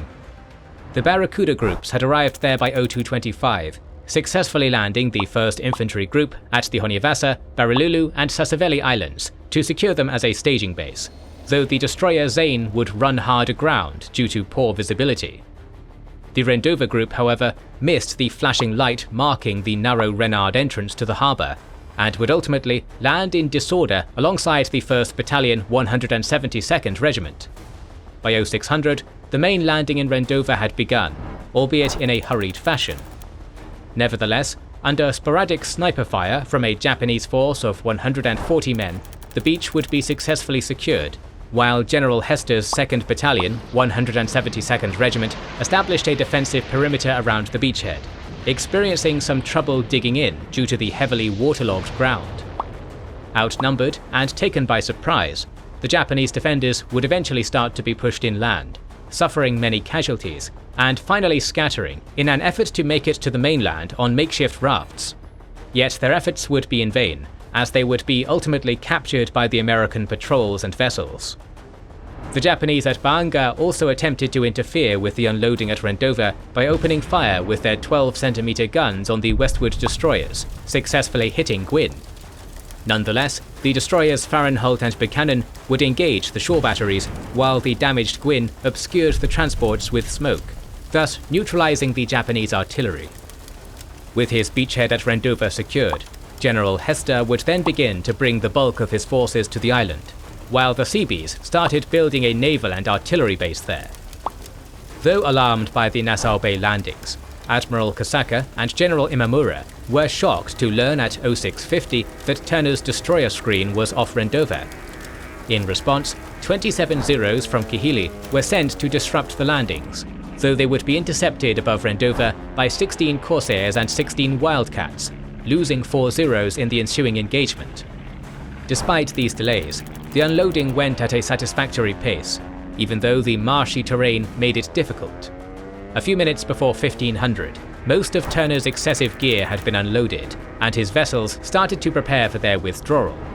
Yet at 1545, a Japanese strike consisting of 26 G4Ms and 24 Zeros attacked the convoy. After circling over the Roviana Islands, the Japanese dropped to bear in on the convoy from the port side, suddenly getting intercepted by the Allied fighters. For the loss of 10 Zeros and 19 Bettys, the Japanese managed to score a critical torpedo hit on Admiral Turner's flagship, the transport Macaulay. Luckily, Turner survived and transferred to a destroyer, though the doomed transport would finally sink during the night. At 1720, 21 Zeros and 9 D3As would launch the last air attack in a chaotic manner, losing 7 Zeros and 1 Val without achieving any gain. At the end of the day, Air Souls had destroyed 1/4 of Kosaka's air strength, while losing only 17 fighters. So heavy were his losses that Kosaka would have to ask Imamura to commit the 6th Air Division in the future. Looking east, Admiral Fort also set out to make his 3 naval landings. In the Wickham anchorage area, Fort planned to land 2 companies of the 4th Raiders and Lieutenant Colonel Lester Brown's 2nd Battalion, 103rd Regiment, on a 500-yard strip of beach at Olawana Bay. The 4th Raiders were to go first in destroyer transports, but in a series of mishaps due to the bad weather, 6 Higgins boats were wrecked, the Raiders were scattered all over the area, and 1 platoon got stranded on a reef. Brown's LCIs, meanwhile, had no difficulty in finding the well-marked beach, so the troops could land with no problem. After reuniting with the scattered Raiders, Brown learned that the main enemy base was at Kuruku village, with a secondary camp at Vura. In response, Brown sent Company E to deal with Vura, while the bulk of his forces set out for Kuruku along a scout trail inland. While the Americans advanced slowly due to the driving rain and swollen streams, Colonel Sasaki sent an order to the Japanese at Wickham to withdraw around the northern coast of New Georgia. Yet the Japanese were in no position to retreat, as their barges were scattered in the Marovo Lagoon. Shortly after midday, Brown's attack began, as the Americans fell on the unsuspecting Japanese from the north side of the Kairuku River. By nightfall, the Japanese had been pressed back to Seke Point, where their artillery was, and their position at Vura was also scattered by E Company. The next day, under artillery fire, Brown would call for air and naval support for a final attack against Seke. Yet he would have to wait until July 3rd, therefore allowing most of the enemy forces to withdraw. On that day, some destroyers finally shelled Seke Point, with 18 SBDs dropping bombs there as well. When Brown's troops went in, they killed 7 dazed Japanese and captured another. The raiders then searched Skatikai Island, but the Japanese lookouts were also gone. In the meantime, the preemptive capture of Segi had caused a change of plans in regard to Viru Harbour. Thus, on the morning of June 28th, Colonel Kirin was ordered to send 1 company by rubber boat up the Choi River at the western end of Nono Lagoon. From there, the raiders would go overland and attack the Japanese bivouacs at Tombe and Tetamara, where they would be joined by a company of the 103rd Regiment. Instead, however, Kirin left Segi with his 2 companies on June 27th, successfully landing at a village just west of Nono the next morning. Setting out by land on a mangrove swamp, he would fail to arrive at his objective by June 30th, only getting to advance a little further from the Choi River as they started to meet the first Japanese patrols. Early on June 30th, Fort's destroyers entered Viru Harbour, expecting to find Kirin's raiders, but they instead came under fire from a Japanese 3-inch field gun at Tetamara, which prompted the destroyers to hastily withdraw from the harbour, finally landing its company at Segi to join the raiders overland. During the morning, Kirin also split his forces, sending 2 platoons to attack Tombe, while the rest set out to circle west of the harbour, cross the Mango River, and attack Tetamara from the southwest. Marching over a deep and impassable swamp, the raiders would have to keep on advancing during the night with the use of tree light, chunks of decaying phosphorescent bark that gave off a luminous glow. By July 1st, as Kirin prepared to attack, Sasaki also decided to order the forces at Viru to withdraw overland towards Munda. Around 0845, however, the outpost at Tombe would be rapidly overwhelmed, and by 0900, 17 SBDs would drop bombs over Tetamara, completely disrupting the Japanese artillery positions.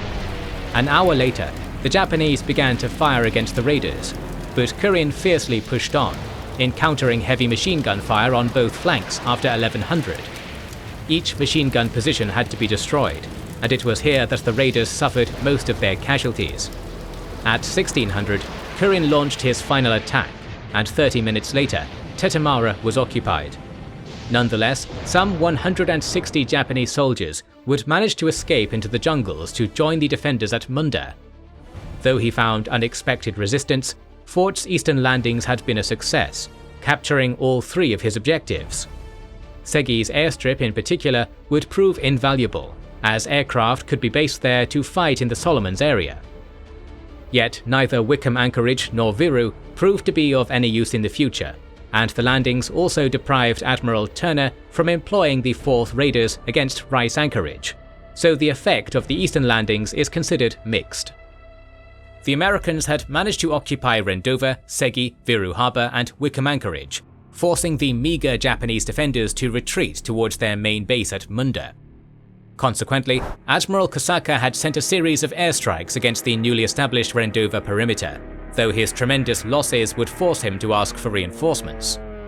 Due to these losses, he could only send a strike of 6 D3As and 34 Zeros on July 1st, which attempted to hit the LCIs unloading the 3rd Battalion 103rd Infantry. But 20 P-40s and F-4Fs broke up the attack in a battle that saw 3 D3As, 5 Zeros, and 5 P-40s go down. Meanwhile, with Rendova secured, General Hester was landing the bulk of his forces on the island in preparation for the final drive on Munda, successfully expanding the beachhead on July 1st, although the unloading process would be poorly planned and inefficient. The following day, as the Americans at Rendova prepared to re-embark for a new landing at Sanana Beach, General Itahana coordinated with Kosaka for a combined strike. Unfortunately, Admiral Mitscher had recalled the Rendova patrol due to bad weather, so a total of 18 Ki-21 bombers would be free to hit the congested area at the head of the harbour, killing or wounding around 200 men and successfully destroying much equipment and supplies. By nightfall, Admiral Samajima also sent his forces to attack Rendova.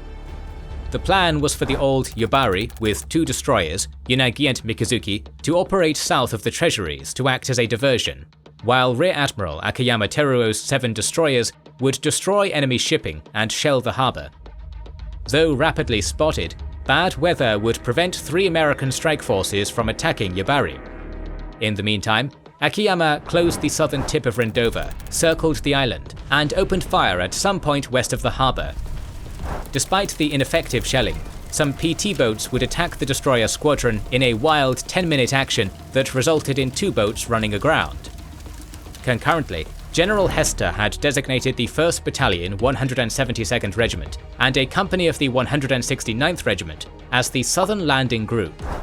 Commanded by General Wing, they were tasked with landing at Sanana Beach.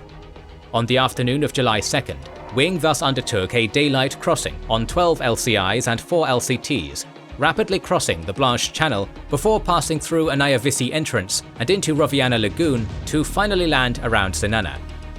Under the cover of Brigadier General Harold Barker's artillery, the Americans would successfully establish a perimeter for the arrival of the remaining elements of the 169th and 172nd Regiments, which would move to the beach in the following days. Yet despite this success, the Japanese air and naval attacks proved worrisome for Admiral Halsey, who was expecting the enemy to attempt a counter-landing with substantial forces on July 3rd. Therefore, he ordered Admiral Ainsworth to lay in wait off the west coast of Rendova, though no enemy ships would show up the next night. This was because Imamura and Kosaka agreed that they lacked the air and naval forces required for this, to the disgust of General Sasaki, who assumed command of the defense of Munda on July 2nd and vehemently wanted to attempt a counter-landing.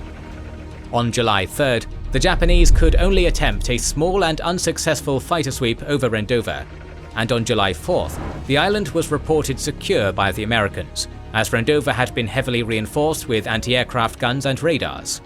Additionally, the movement of Wing's forces to Zanana was well underway, and preparations for the northern landings at Rice Anchorage were ready, which were aimed at cutting off Japanese reinforcements from moving down the Munda Trail from Bairoko. On the other side, Kosaka and Imamura had no intention of allowing New Georgia to fall the way Guadalcanal had, so they would decide to reinforce the island with 4,000 soldiers from the 13th and 45th Regiments. That day, Itahana and Kosaka also attempted to launch another combined strike, this time against the American activity in Roviana Island. Yet the Japanese would ultimately attack Rendova, getting intercepted by 32 Wildcats that successfully shot down 6 Ki-21s, 3 Ki-43s, and 1 Zero without loss. This would be the end of the joint air operations, as Itahana needed to use his forces in the Salamaua area. Luckily for Kosaka, however, his reinforcements were arriving, which would allow him to rebuild his air strength by mid-July. Meanwhile, Admiral Turner had assigned a total of 7 destroyer transports, 2 fast minesweepers and 4 destroyers to carry Colonel Liversedge's 4,600 troops into the Kula Gulf. They would be covered by Ainsworth's task group, which would also deliver a preliminary bombardment of Villa and Bairoko. Thus, on the night of July 4th, Ainsworth led the northern landing group up the slot, while Akiyama's destroyers carried some 1,300 troops towards Villa, which was being used as a staging point for moving reinforcements to Munda. Around midnight, Ainsworth entered Kula Gulf, carefully avoiding the minefield laid back in May, and proceeded to shell Villa. Yet Ainsworth would fail to detect the Japanese vessels heading south, who instead managed to detect the Americans at 0:15 thanks to the new IJN radar on Nizuki. Greatly outnumbered, the Japanese decided to abort the mission. But before doing so, they would fire 14 torpedoes at a range of 10 miles. Astonishingly, the destroyer Strong would be hit by one of the torpedoes at 0:43, which almost cut it in two. By this time, the Japanese were headed back up the slot, so Ainsworth would fail to find his attackers, believing the torpedo to have come from a submarine. Therefore, while Liversedge's forces landed on the south side of the Pundukono River, Ainsworth sent the destroyers Chevalier and O'Bannon to rescue the survivors from Strong's crew, with Chevalier getting damaged by the Japanese guns at Enogai and by some unfortunate accidents. Meanwhile, the landing at Rice Anchorage went smoothly, even despite the rain, darkness, and intermittent shelling from the Enogai guns.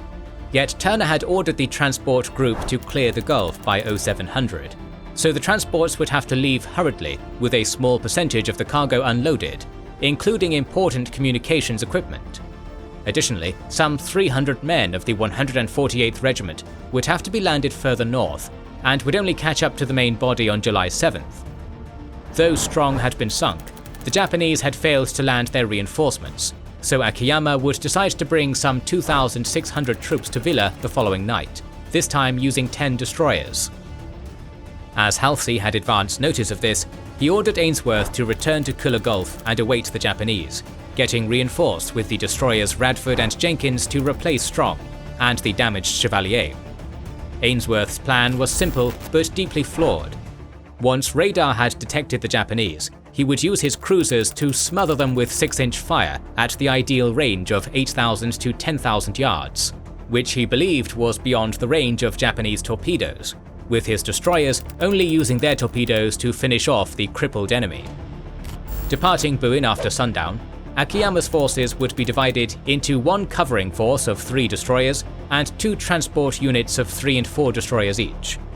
Shortly after midnight on July 6th, Ainsworth's force arrived off the northwest point of New Georgia and then continued forward to enter the mouth of the Gulf.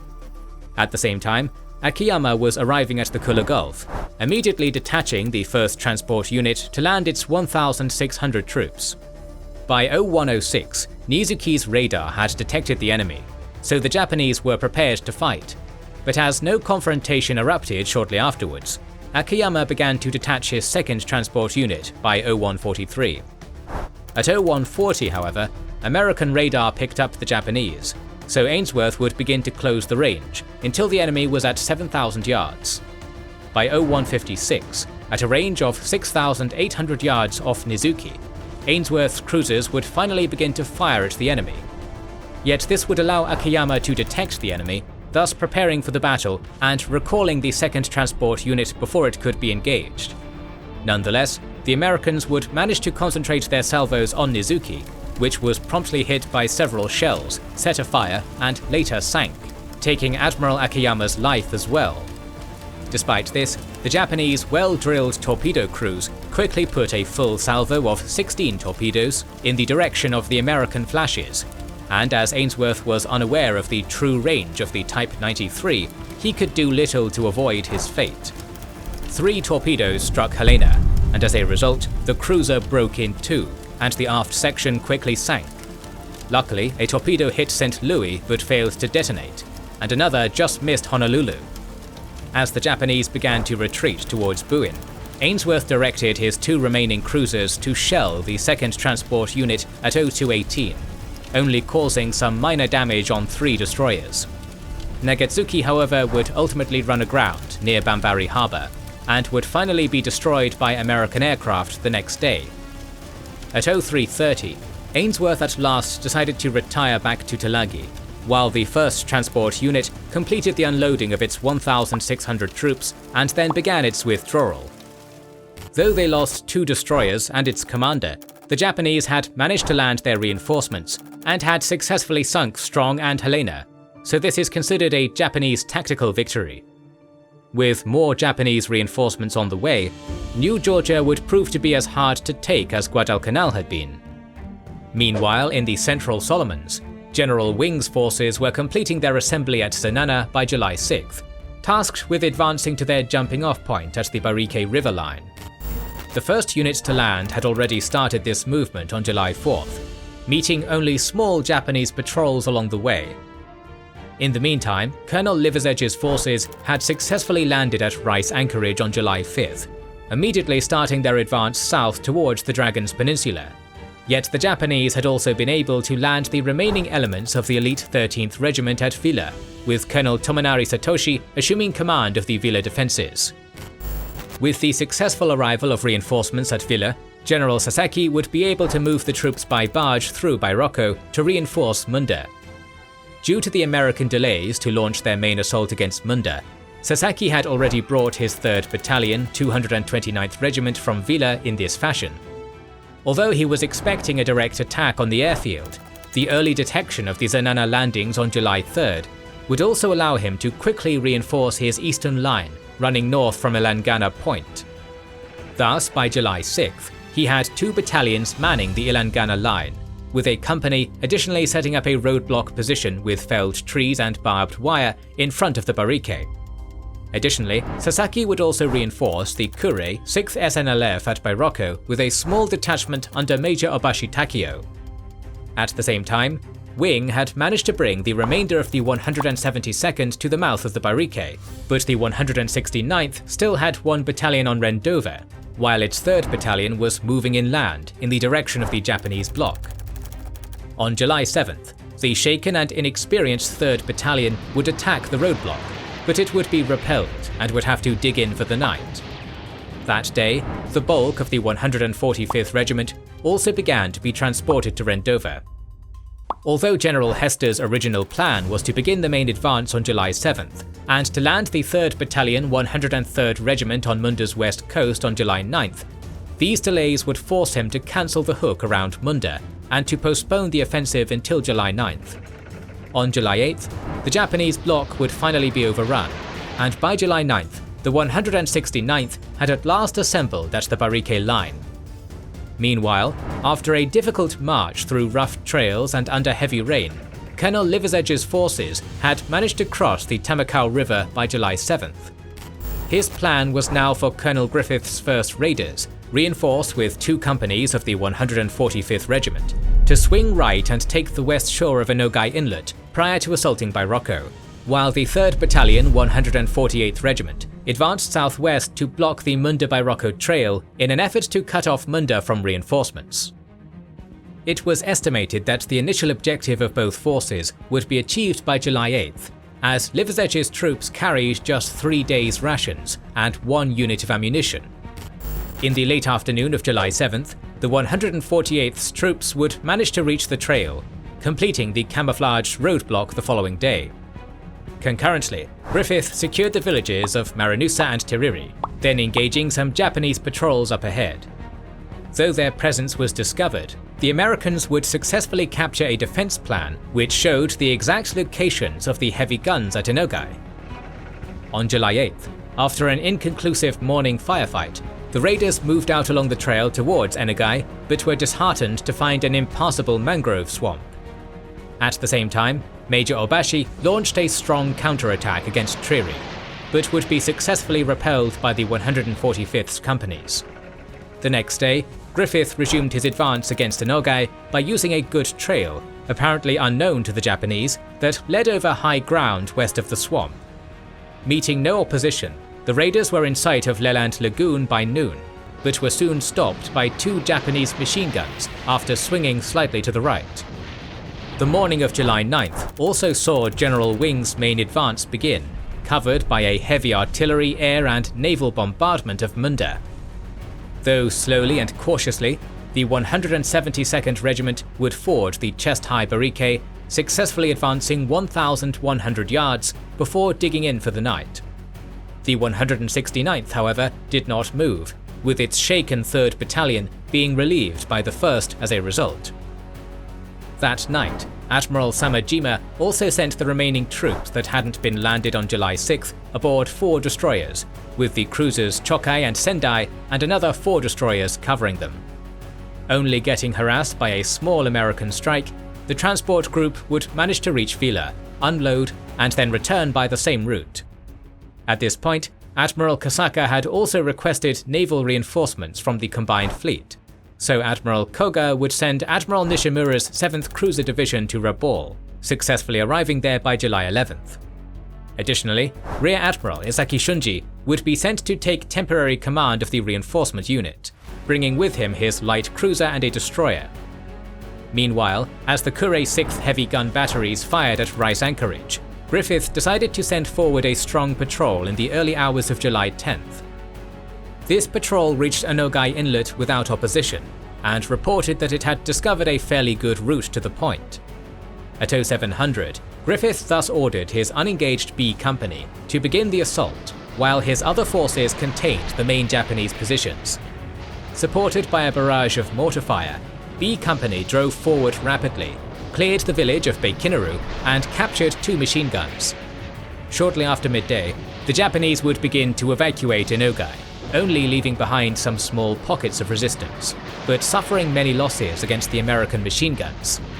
As a result, the raiders would be able to push over Inogai Point to the sea, immediately establishing beach defences and successfully clearing the area by July 11th. Though behind schedule, the raiders took Inogai just in time, as they had only recently run out of food and water. During this engagement, the raiders also suffered 131 casualties, while the Kure 6th reported 81 killed and 1 army platoon lost. These losses forced Liver's Edge to request the landing of the 4th Raiders for the final attack on Bairoko, though the reinforcements would not arrive until July 18th. And at the same time, Colonel Tominari decided to bring his 1st and 3rd Battalions to Bairoko in an effort to further reinforce Munda. These troops would then engage the American roadblock, temporarily overrunning their positions on July 10th, but then getting repelled the following day. The 148th Regiment would effectively hold the roadblock for 9 days, although they would face a serious food shortage during this period. Nonetheless, their efforts would be in vain, as the Japanese would simply stop using the blocked trail and would shift instead to another one farther west. In the end, Liver's Edge would order the 148th to abandon the block and march back to Triri on July 17th. Meanwhile, Admiral Kasaka had decided to further reinforce Kolombangara with another 1,200 troops, this time from the 45th Regiment. Aboard the Jintsu, Admiral Ezaki thus led a force of 5 destroyers from Rabaul on the morning of July 12th, in a covering role for the 4 destroyers carrying the reinforcements. As they made their run down the slot, however, the Japanese convoy was spotted by Allied coastwatchers, so Admiral Halsey would order Admiral Ainsworth to head north to prevent the landings. Reinforced to a total of 3 light cruisers and 10 destroyers, although half of them were inexperienced and would have to be hurriedly taught the battle plans and operating procedures, Ainsworth would set sail once again for the Kula Gulf during the afternoon. By nightfall, both forces were finally approaching Kolombangara. At 0:35 on July 13th, a PBY managed to report the course and composition of Izaki's force, so Ainsworth then prepared to intercept.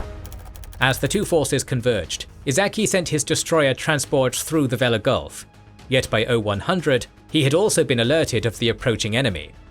Despite being detected first, the Japanese gained visual contact at 0108, so they would be the first to attack, launching a total of 29 torpedoes by 0114.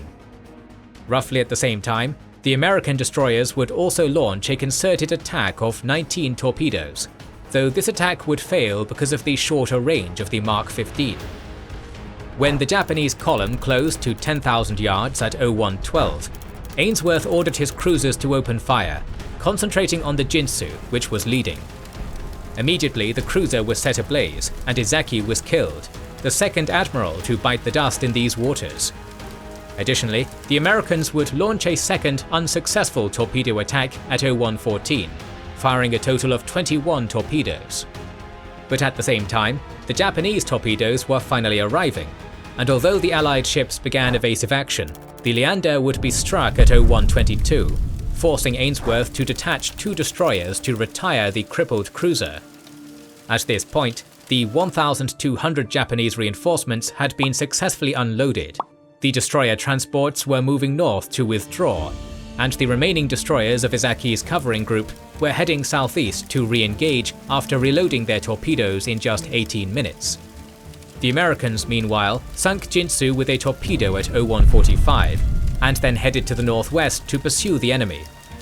Though the Japanese destroyers were detected by Honolulu's radar at 0156, Ainsworth doubted whether these were his own destroyers, thus allowing the enemy to fire another barrage of 31 torpedoes.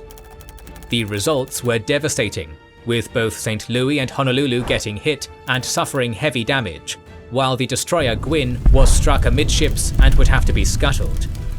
This essentially put an end to the Battle of Kolombangara, with Ainsworth desperately retreating to Tulagi with his remaining ships. Despite the loss of Jinsu, the undamaged Japanese vessels had managed to land their reinforcements, which would then move to reinforce Bairoko by barge, and had also inflicted heavy damage on Ainsworth's force. After this defeat, Admiral Nimitz realized that using cruisers to chase Japanese destroyers in the restricted waters of the Solomons was not working, so he suggested to Halsey that his destroyers would have to fight alone in the future if they hoped to defeat the IJN at sea.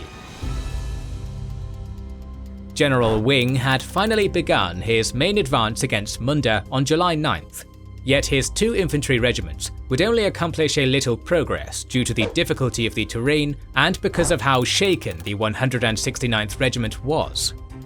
The following day, the now far out ahead 172nd Regiment again managed to move forward a few hundred yards, but the 169th, with its 1st Battalion leading, would run into a Japanese blocking position after advancing 1,500 yards. Despite General Barker's artillery support, the Americans would be unable to clear the roadblock, and during the night, the Japanese would further reinforce this position so that they could continue to harass the inexperienced 169th. Yet more problems were also emerging for General Wing. Despite their slow advance, the American forces had outdistanced their overextended supply line by July 10th, thus forcing the infantrymen to carry supplies in and casualties out over a long trail knee-deep in mud. To solve the immediate supply problem, General Hester decided to swing the 172nd southwest to occupy Layana Beach, about 500 yards east of the main Japanese line at Ilangana. The 172nd was also to be supported by the 3rd Battalion 103rd Regiment and by the 9th Defence Battalion's 8 M3 Stuart tanks, which were to land at Layana on July 13th. On the morning of July 11th, the 172nd therefore turned south and started moving towards the shore through knee-deep mud, while harassed by Japanese mortars.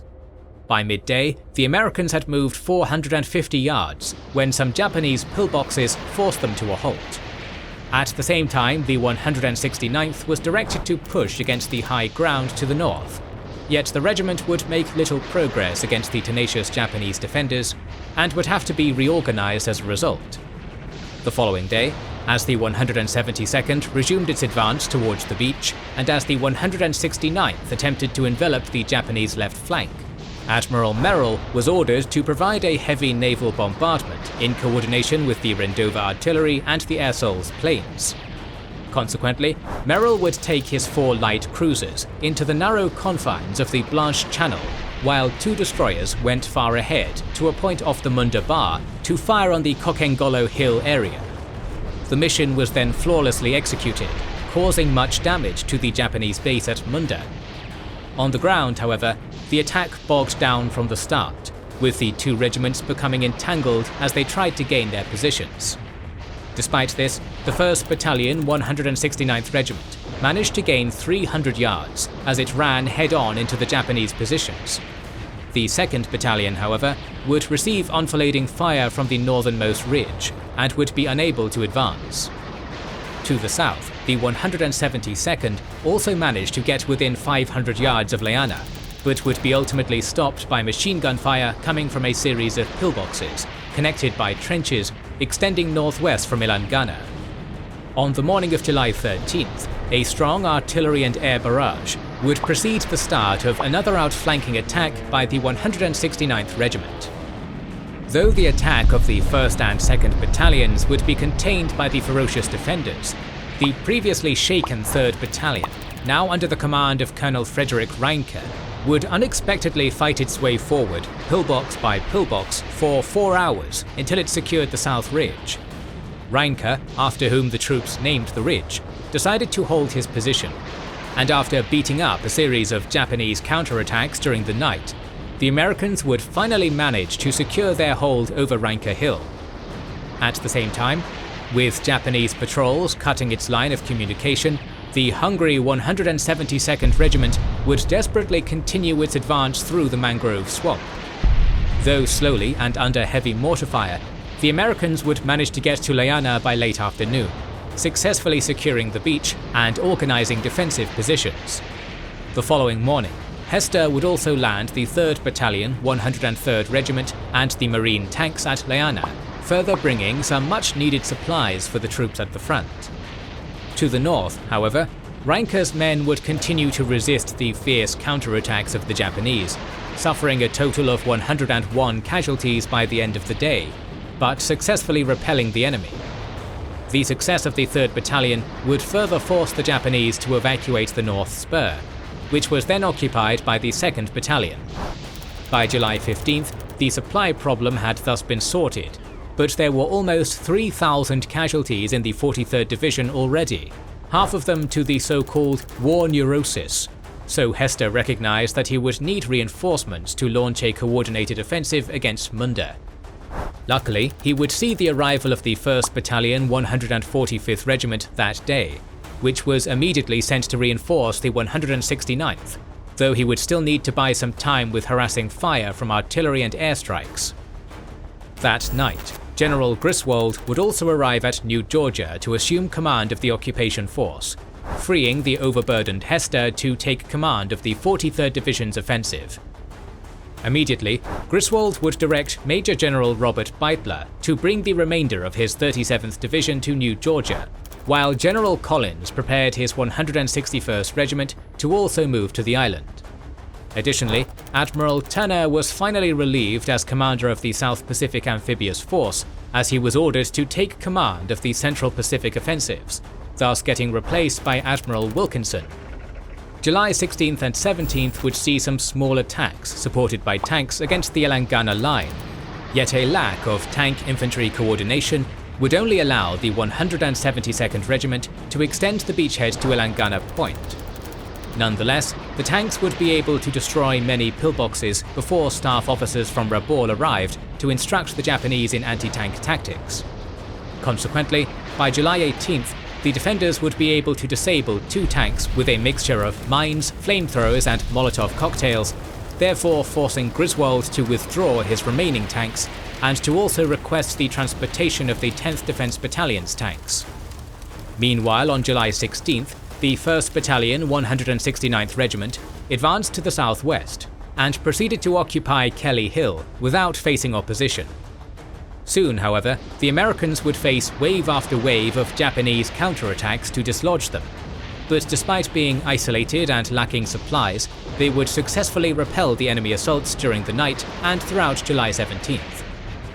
In the meantime, as we'll recall, the 1st and 3rd Battalions of Colonel Tomonari's elite 13th Regiment had managed to bypass the roadblock set up by Colonel Liversedge's forces. By mid-July, General Sasaki was then preparing them to launch a strong counterattack against the Americans facing the Munda defences. His plan was for Tomonari to take his forces around the American right flank towards the East Bridge at the headwaters of the Barike River and from there to drive through to Zenana Beach and destroy the American forces east of the river. On July 14th, Tomonari then began his march to the Upper Barike, yet the Japanese had no maps, were forced to hack out a trail, and appeared to have been hit by American air and artillery bombardments. These factors, coupled with the pressure to live up to the 13th Regiment's reputation, saw the attackers suffer enormous losses during the 3-day march even before their assault could be launched. On the night of July 17th, however, Tomonari was finally able to send his troops down the Jeep Road to hit Hester's headquarters on Zenana Beach, which was only defended by a platoon of the 43rd Reconnaissance Troop and by 70 Fijian commandos. At the same time, the 229th Regiment launched its own limited offensive, aimed at preventing the troops at the front from coming to the aid of the Zenana defenders. If well executed, Sasaki's plan thus had the potential to destroy the 43rd Division's rear installations, cut the line of communications from Zenana, and surround the American regiments on the front lines. Tomonari's attack, however, was very disorganized and chaotic, looking more like a series of raids instead of an organized assault. The reconnaissance troops, therefore, managed to easily repel the Japanese at the engineer and medical bivouacs, while the Fijians, at the command post, mowed down the screaming and yelling Japanese that rushed from the jungle in all directions. Yet the close-in, fierce and confused fighting would also see some of the attackers briefly penetrate the perimeter to destroy valuable communications equipment, though they could not prevent General Baker's artillery from laying a tight box barrage around the command post. So devastating was the artillery fire that the surviving Japanese had no other choice but to retreat back up the Jeep Road. Tomonari's troops would then keep the road blocked for the next 3 days, but Sasaki's counter-offensive had essentially ended in failure. In response to this new threat, the 148th Regiment would be landed at Zenana on July 18th, getting sent to Reinke Ridge to relieve the spent 169th. With the 13th Regiment blocking its way, the two forces would skirmish in the next few days until Tomonari's final retreat to the Yahata Highlands. On July 21st, the 169th would be finally relieved, and the following day, General Beitler would assume direct command of all 37th Division units in New Georgia. Griswold, reshuffling units for the offensive, set the boundary between divisions along a line 1,300 yards north of Ilangana, with Hester's 43rd Division in the south and Beitler's 37th Division in the north. Furthermore, Hester's move to Layana was paying dividends, as it allowed the Americans to build a road to the Munda Trail, thus improving the dire supply situation. By the 24th of July, all units had moved into position, so Griswold scheduled to start the offensive the following day. His plan was simple enough. Following a naval bombardment and a heavy bombing, the American infantry, supported by Marine tanks and Barker's artillery, would make a frontal attack on the Japanese line. The 43rd Division on the left would take Lambete Plantation and the airfield, and the 37th Division on the right would take Babilo Hill and envelop the Japanese north of the airfield. Meanwhile, to the north, Colonel Kurin's 4th Raiders had landed at Enogai on July 18th, so Liversedge was finally ready to launch his main assault against Bairoko. In the days following the fall of Enogai, Liversedge had sent patrols out to cover the Dragon's Peninsula, yet the Americans were too cautious, and so they would learn little information. For the attack on Bairoko, Liversedge planned to take the 1st and 4th Raiders over the Enogai-Bairoko Trail and attack the Japanese frontally, while sending the 3rd Battalion 148th Regiment along the Triri-Bairoko Trail to hit their southern flank. Strangely, he also expected air bombing missions to be carried out against the enemy, but appears to have requested the important air support too late for it to be carried out. On the morning of July 20th, Liversedge thus cleared Enogai and began his march along the Bairoko-Enogai Trail in column, with a platoon also moving down the Leland Lagoon sandspit to cover the extreme right flank. At the same time, the 148th soldiers departed Triri in an arduous march inland. Shortly after 10, Colonel Griffith's raiders stumbled upon some Japanese outposts forward of the main defensive line, which would be quickly reduced by the attackers. The advance would then continue, facing ever-increasing resistance until the Americans were stopped by machine gun fire around noon. Against them, Commander Okamura Saburo had established 4 successive lines of mutually supporting log and coral pillboxes on low parallel ridges running north to south. This forced Liversedge to commit the 4th Raiders on Griffith's left, yet progress would nonetheless remain slow, while the number of losses was rising. Additionally, the platoon on the Sandspit was held up by a number of machine guns, and was unable to reach the mainland to make contact with Liversedge's main body. By 1430, one of Griffith's companies finally managed to break into the first defence lines.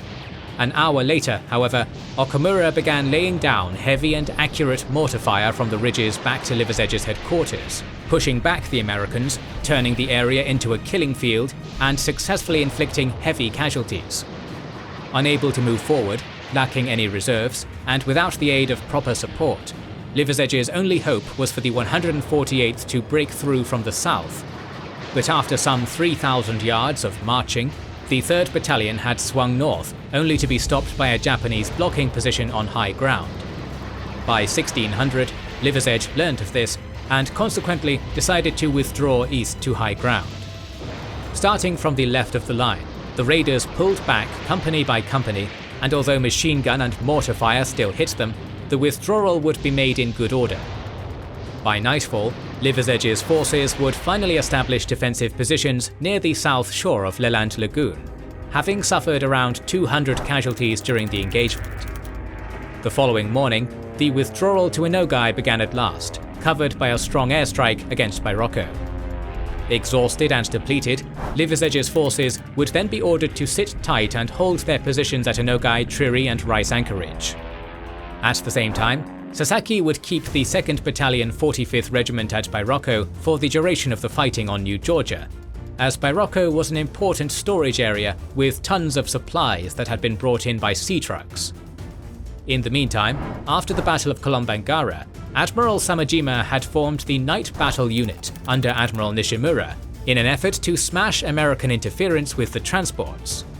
With Rear Admiral Ijuin Matsuji now commanding the reinforcement unit, the Japanese were about to carry out a supply run on July 17th when a strong American airstrike fell upon Buin, successfully sinking the destroyer Hatsuyuki and inflicting heavy damage on Ijuin's transports. On the night of July 19th, Nishimura would try once again to bring supplies and reinforcements to New Georgia, but the Japanese would be intercepted while en route, this time by 6 TBFs that managed to sink the destroyer Yagure and that heavily damaged the cruisers Kamano and Chokai. More strikes were then launched against the Japanese convoy, further sinking the destroyer Kiyonami and damaging the other vessels. Although 582 men, 102 tons of ammunition and supplies, and 60 drums of fuel were successfully delivered, the cost had been high for the Japanese, so the Night Battle Unit plan would soon be abandoned. On July 22nd, another reinforcement convoy, this time to Bougainville, and under Rear Admiral Asugi Morikazu, would be intercepted by a huge strike force. As a result, the seaplane tender Nishin would be repeatedly hit by American bombs and torpedoes, and would sink some 14 minutes after the start of the attack. Of the 1,263 men on board at the time, only 178 were rescued by the escorting destroyers, their efforts severely hampered by renewed air attacks. Despite this considerable loss for the Japanese, General Imamura continued to commit troops for the defense of the Central Solomons, this time assigning the elite Yano Battalion to reinforce Vella. Departing Rabaul aboard 3 destroyers, on the night of July 23rd, the Japanese convoy would avoid the slot by using Wilson Strait to make port at Ariel. At the same time, Admiral Merrill was coming up the slot with a powerful task group to supply Liversedge at Inogai. Luckily for the Japanese, Merrill failed to intercept the enemy convoy, thus allowing the Japanese to unload most of the Yano Battalion before retiring the way they had come. By July 24th, all units under General Griswold had assembled for the final offensive against Munda, with General Beitler's 37th Division manning the Rheinka Ridge positions and with General Hester's 43rd Division assembling further south on the beach. Additionally, the marine tanks of the 10th Defence Battalion were also starting to arrive to replace those lost in the previous days. In front of them, the Americans would have to overcome the same complex of camouflaged and mutually supporting pillboxes, trenches, and foxholes that had previously halted Hester's assault, with the two main Japanese positions laying on a tangled set of jungled hills called Shimizu and Horseshoe. Before the attack could start, however, the 161st Regiment of Colonel James Dalton found that the enemy held the Bartley Ridge east of Horseshoe Hill with strong double-logged pillboxes, so this salient would have to be taken on the morning that the offensive began. In the meantime, General Sasaki had ordered Colonel Tominari's forces to make a second counterattack with whatever troops he could muster on the American northern flank, and had also requested the recently landed Yano Battalion to reinforce the Ilangana line in the north. Yet Tominari, who had suffered heavy casualties, was still trying to regroup his scattered forces in the rugged highlands, while Colonel Yano was only allowed to send one company since Vella could not be left undefended. Because of this, Sasaki would have to send the depleted 1st Battalion, 229th Regiment to reinforce the Ilangana line. At first light on July 25th, Griswold's offensive began with Commander Ali Burke's 7 destroyers moving into Blanche Channel to carry out a heavy naval bombardment of Lamberté Plantation, successfully firing a total of 4,000 5-inch shells. Almost at the same time, Brigadier General Nathan Twining, the new commander of Airsols, sent around 171 bombers covered by over 100 fighters, the largest air attack mounted by Airsols so far. As a result, great clouds of smoke-laced dust would hang over Munda, but for all the ordnance dropped, Japanese losses were comparatively light. As the bombardment was finishing, Griswold then started his ground assault under a clear sky, fully expecting to break the Japanese line. Supported by artillery, Colonel Brown's 103rd Regiment attacked Ilangana Point, while the 172nd attempted to envelop Shimizu Hill with the aid of 5 tanks. Although the 172nd's maneuver failed completely because the tanks could not overcome the steep approach to the hill, E Company of the 103rd would manage to find a gap on the right, successfully reaching the beach behind the Japanese fortifications. Immediately, Hester sent his reserves to exploit the breakthrough, yet the 169th Battalion would be stopped by heavy flanking fire, so the now cut-off E Company would have to pull back in the end. Further north, Beitler had decided to keep the 145th and 148th Regiments in place until Bartley Ridge was cleared. In the morning, Dalton attempted to envelop the ridge with 2 battalions, but only one of them would reach the departure line, the other getting stopped by heavy machine gun fire. With Dalton's southern advance stalling, Colonel Stuart Baxter of the 148th was granted permission to help the 161st reduce the pocket by making a limited advance, so its 2nd Battalion would gain around 600 yards by nightfall. Meeting no resistance, the regiment would advance regularly in the next 3 days, with engineers building a supply trail behind them. By the end of the day, Griswold was both disappointed and frustrated, especially with the failure in the 43rd Division's sector. He blamed Hester for this, whose plan for July 26th called for the spent 172nd to stay in place, while the 103rd attempted to advance the 800 yards from Ilangana to Tariri. After an hour-long artillery bombardment, the 103rd started forward with tanks leading. Additionally, 7 engineers armed with flamethrowers accompanied the infantry, spraying flames over the barely visible pillboxes. Consequently, vegetation was instantly burned off, and in only a matter of seconds, entire pillboxes were knocked out. By mid-afternoon, Brown's forces had therefore reduced some 74 pillboxes on a 600-yard front, successfully occupying Ilangana and then continuing the coastal advance until they reached Kia. This was an important victory for Hester, but it would fail to change Griswold's opinion of him.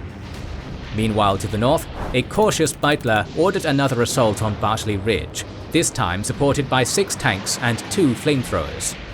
Though the Americans initially managed to overrun a dozen pillbox positions, the difficulty of the tangled terrain would soon force Dalton to extricate the tanks, with 3 of them getting disabled. After 5 hours of fighting and 200 yards of advance, His 3rd Battalion would suffer heavy casualties as well and would have to withdraw once again. Yet the breakthrough in the south, coupled with strong pressure in the north, had forced the defenders to prepare for a possible withdrawal. The following day, Beitler decided to commit the 2nd Battalion, 145th Regiment, to reduce the Japanese positions on Horseshoe Hill. The Americans tenaciously attacked and managed to occupy Wing Hill, but heavy fire from Horseshoe Hill would eventually force them to withdraw. At the same time, Colonel Tominari had finally been able to regroup his forces for an attack west against the 148th's northern flank, and Sasaki had further sent a machine gun detachment to ambush the engineers behind them, inflicting 7 casualties and forcing Colonel Baxter to leave behind some units to protect the engineers. Further south, from July 28th to July 31st, Hester would begin a process of aggressive action and small unit maneuver, combined with constant artillery and mortar action, which gradually forced the Japanese back from their high ground defences. Consequently, the 43rd Division would be able to inch slowly forward, a few yards to the right flank and about 500 yards along the coast, although all 8 tanks of the 9th Defence Battalion would be lost during the attacks. On July 29th, the 1st Battalion, 169th Regiment, was also brought over from Rendova, so the 169th was assigned a zone between the 172nd and the 103rd. Supported by 4 tanks from the 10th Defence Battalion and engineers with flamethrowers, Hester's forces would then successfully press the Japanese back until they held only the crest of Shimizu Hill. But, fed up with the slow progress of the 43rd Division, Generals Griswold and Harmon would finally relieve Hester of his command, as they felt he had exhausted himself. In his stead, Major General John Hodge would be appointed as his replacement. Looking north, on July 28th, Dalton's patrols would find little resistance at Bartley Ridge, so its 3rd Battalion would begin to infiltrate the abandoned pillboxes at the top.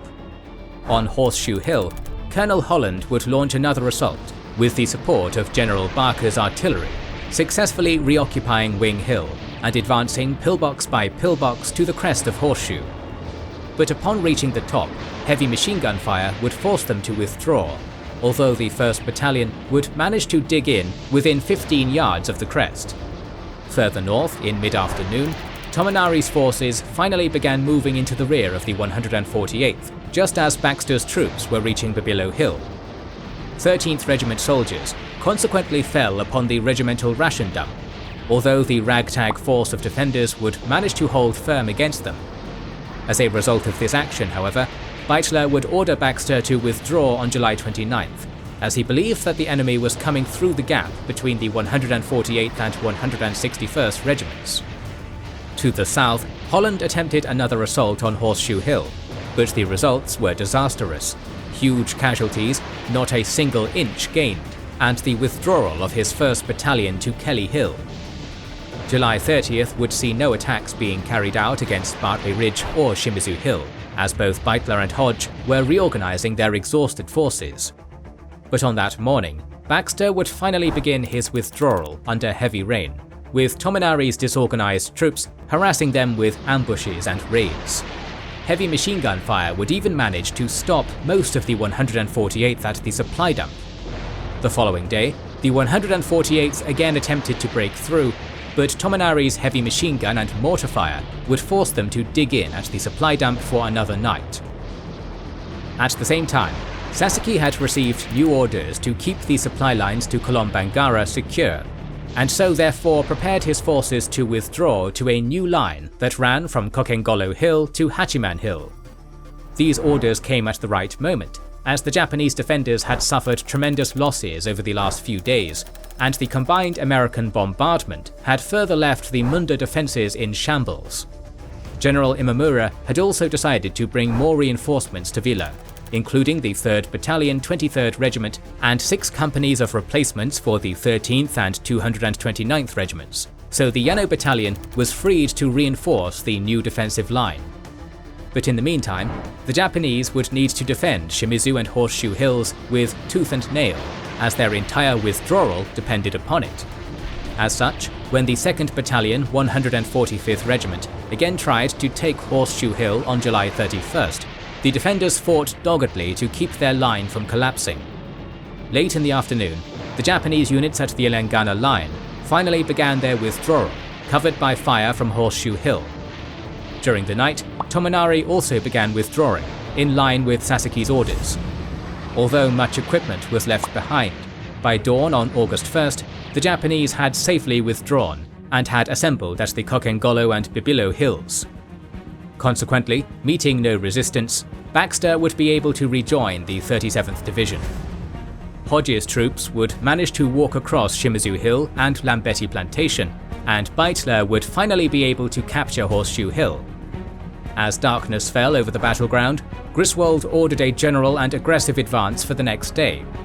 Furthermore, he had also brought over the 27th Regiment on July 31st to reinforce Beitler's right, yet the experienced unit was not expected to be in position until August 3rd. August 1st also saw two very important developments.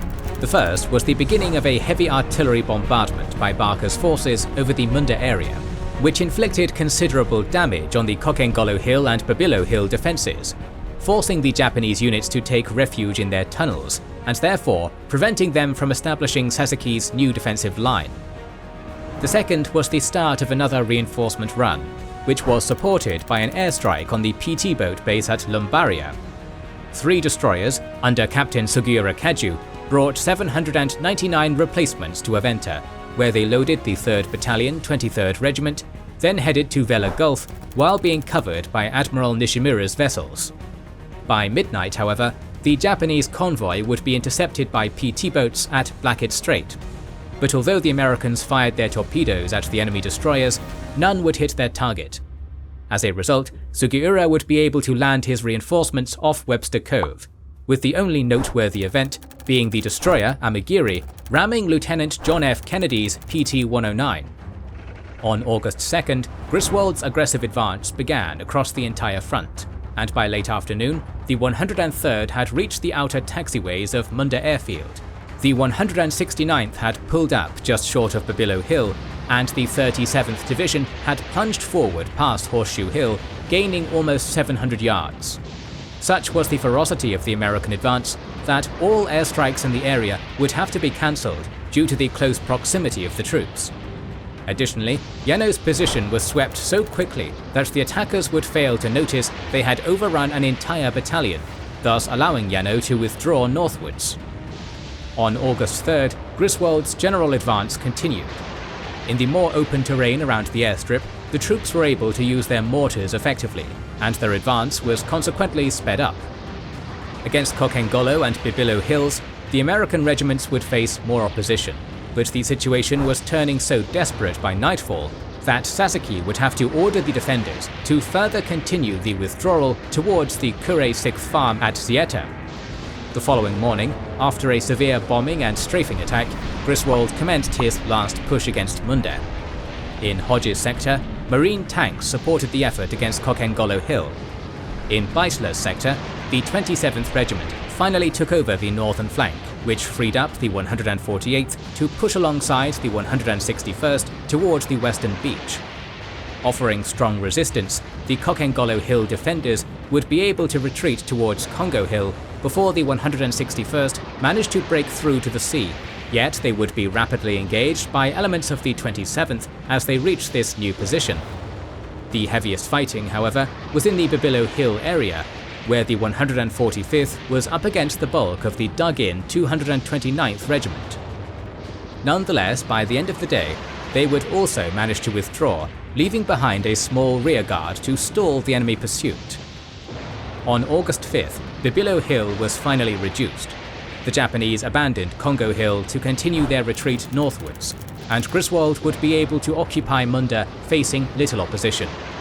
At long last, Munda had fallen, yet this had been a very costly operation, as the Americans suffered almost 5,000 casualties since July 2nd.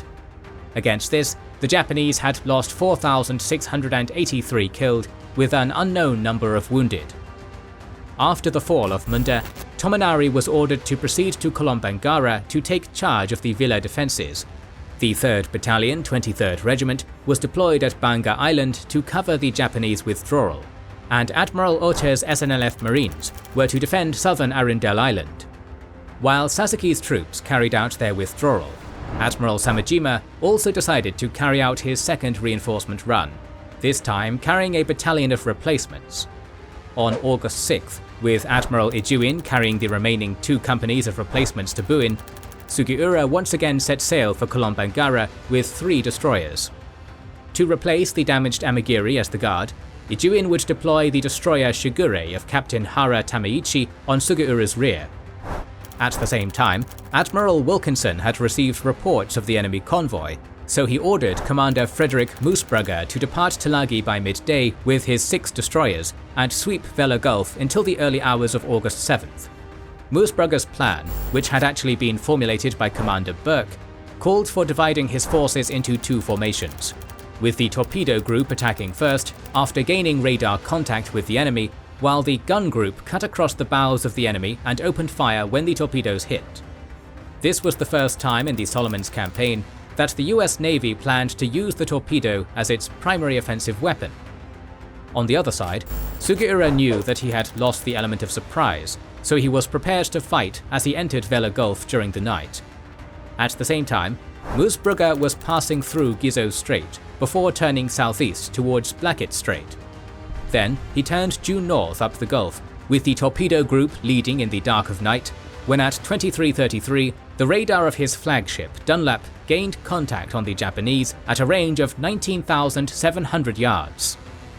Immediately, Moosbrugger changed course to close the range and began to line up torpedo attacks on the oblivious Japanese, which radar soon defined as 4 separate contacts. This time, the expert enemy lookouts had failed to spot the Americans, probably because of the lack of moonlight, and by the fact that Kolombangara was behind Moosbrugger's vessels, therefore allowing them to blend into the darkness. At 23:41, at a range of between 4,800 and 5,300 yards, Moosbrugger finally fired 22 torpedoes, and 5 minutes later, he turned around and headed east. In the meantime, the gun group of Commander Roger Simpson changed course to cross Sugiura's bows.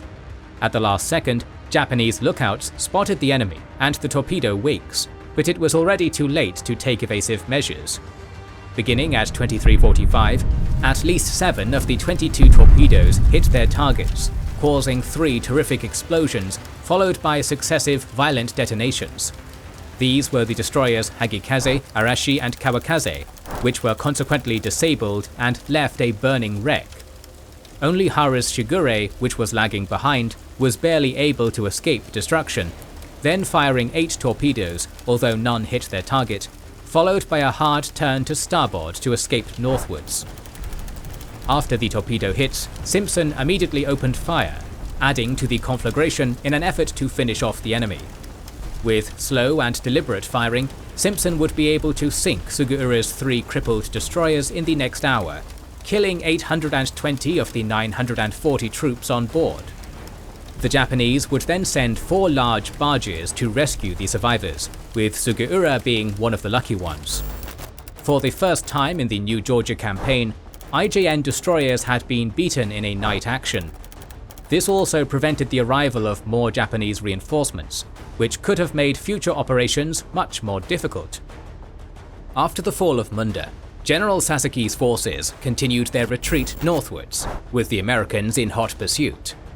General Griswold had decided to divide responsibility for the cleanup operations, with the 25th Division driving across New Georgia to secure the northern side of the island, while General Hodges' 43rd Division was tasked with taking the contiguous islands of Banga and Arundel.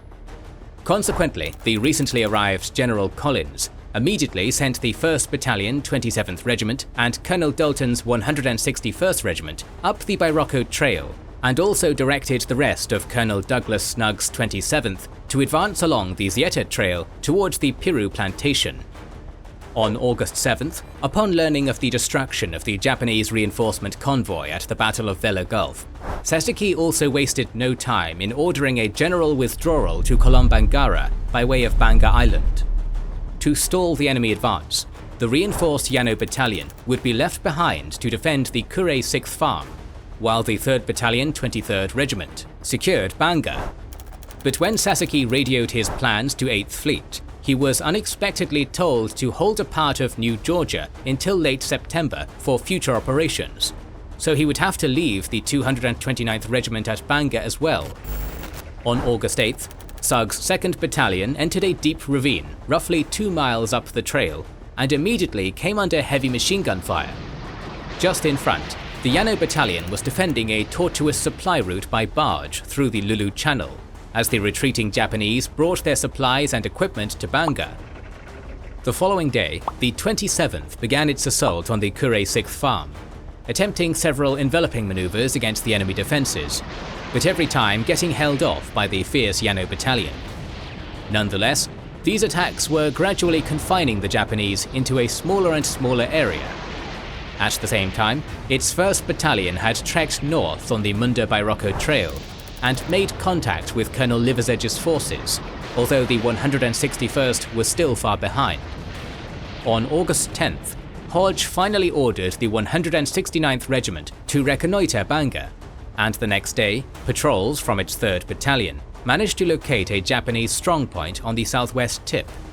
By nightfall, the American pressure against the Kure 6th Farm also forced Colonel Yano to withdraw back across the Zieto River to form a new defensive perimeter.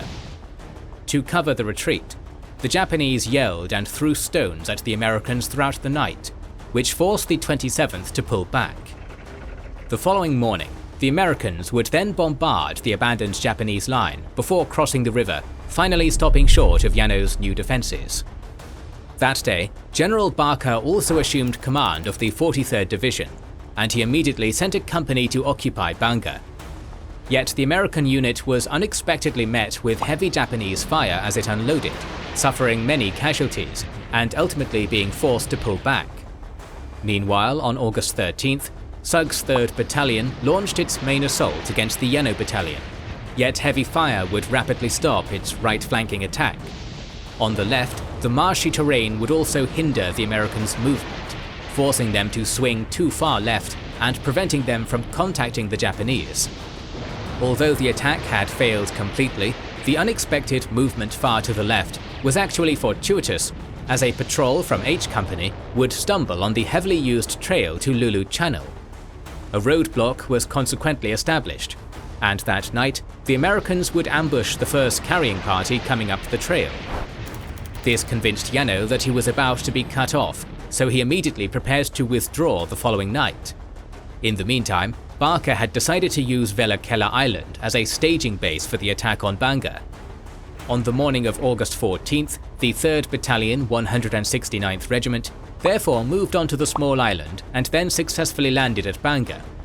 But the Americans promptly found themselves cut off and surrounded in a mangrove swamp, tenaciously fighting off the enemy's counterattacks until nightfall. At the same time, Yano had managed to repel a number of American attacks during the day, so he finally began to retreat westwards at dusk. Despite a brief engagement with H Company at the roadblock, Yano would successfully avoid clashing with the main American force, completely getting his battalion to Bangor by August 15th. After capturing Zieto village, the 27th would then set out for Piru Plantation and Sunday Inlet, running into a deep swamp that greatly slowed their advance. By this point, the unexpectedly high resistance at Zieto had cost them a total of 168 casualties. At the same time, the Americans continued to resist the fierce enemy counterattacks at Bangor, so Barker would finally decide to reinforce the beachhead with 3 battalions of his division. But in the meantime, General Griswold and Admirals Wilkinson and Halsey were pondering their next moves. Halsey's original plan after taking Munda was to secure New Georgia and attack Kolombangara, yet the recent performance of the Japanese defenders made the Americans wary of undertaking another costly amphibious invasion. Since it was believed that the enemy had almost 10,000 men on the island, Halsey immediately set out to find a way to avoid such a slugging match, and that way was to bypass Kolombangara completely and land instead on the island of Lavella. This way, the Americans could cut the Japanese supply line to Kolombangara, which by this time was heavily dependent on the fishing boats and barges based at Buin. A reconnaissance carried out on July 22nd had already reported few enemy troops on the island, and a feasible airfield site at Baracoma, which also had adequate landing beaches for LSTs. Thus, Halsey approved the plan, and Griswold formed the Northern Landing Force, which was placed under the command of Brigadier General Robert McClure, and was formed by the recently arrived 35th Regiment, the 4th Defence Battalion, the 58th Naval Construction Battalion, and the Naval Base Group. For the success of this plan, however, it was also necessary to gain air supremacy over Lavella and to emplace artillery at Piru Plantation and the Enogai-Bairoko area in an effort to interdict Villa.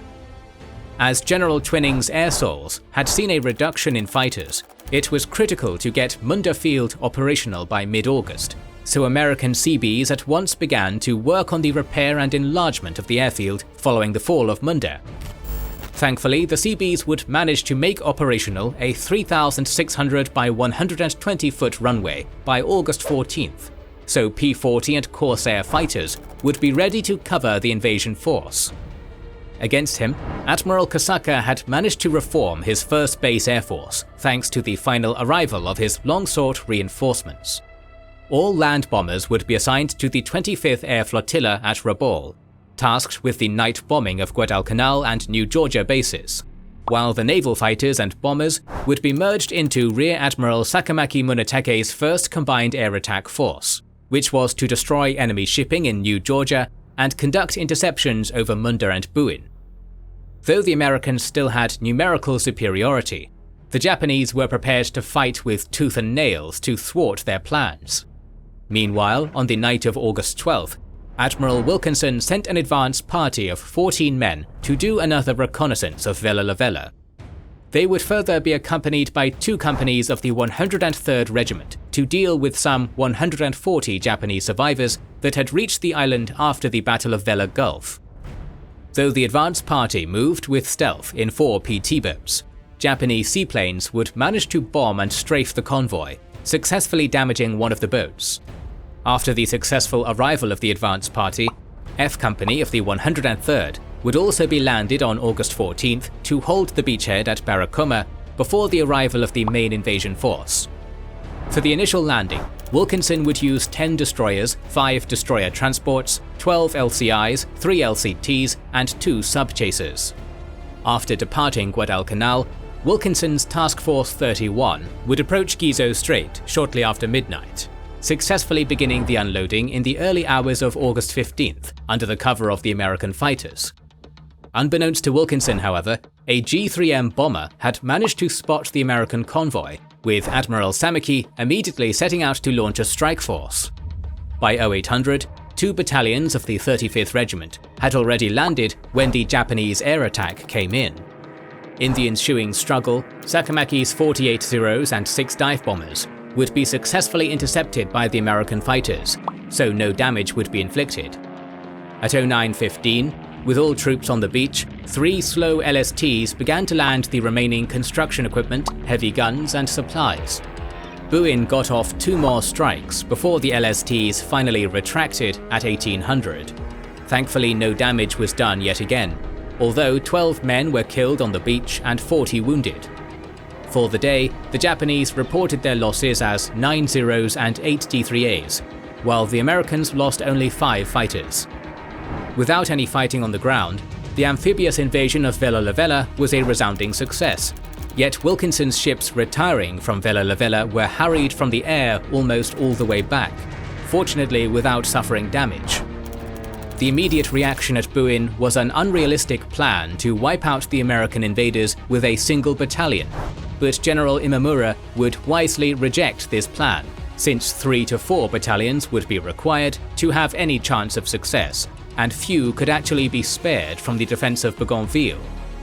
The Japanese knew that they were vastly outnumbered in the Solomons area, and that the battle for the Central Solomons was already lost, so they believed that their only chance to successfully defend their remaining territory was to carry out a slow retreat in order to build up the defenses of Bougainville and Rabaul.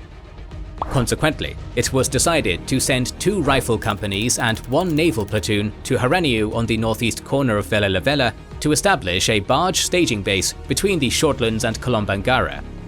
Additionally, Rakata Bay would be evacuated and its 7th Combined SNLF would set up relay bases at Choiseul. Thus, Imamura and Kosaka planned to hold Haranyu for as long as possible and to establish a new supply route along the west coast of Choiseul. For the Haranyu operation, Admiral Ijuin's 4 destroyers were to cover the movement of 22 barges and auxiliary ships, which were carrying the reinforcements.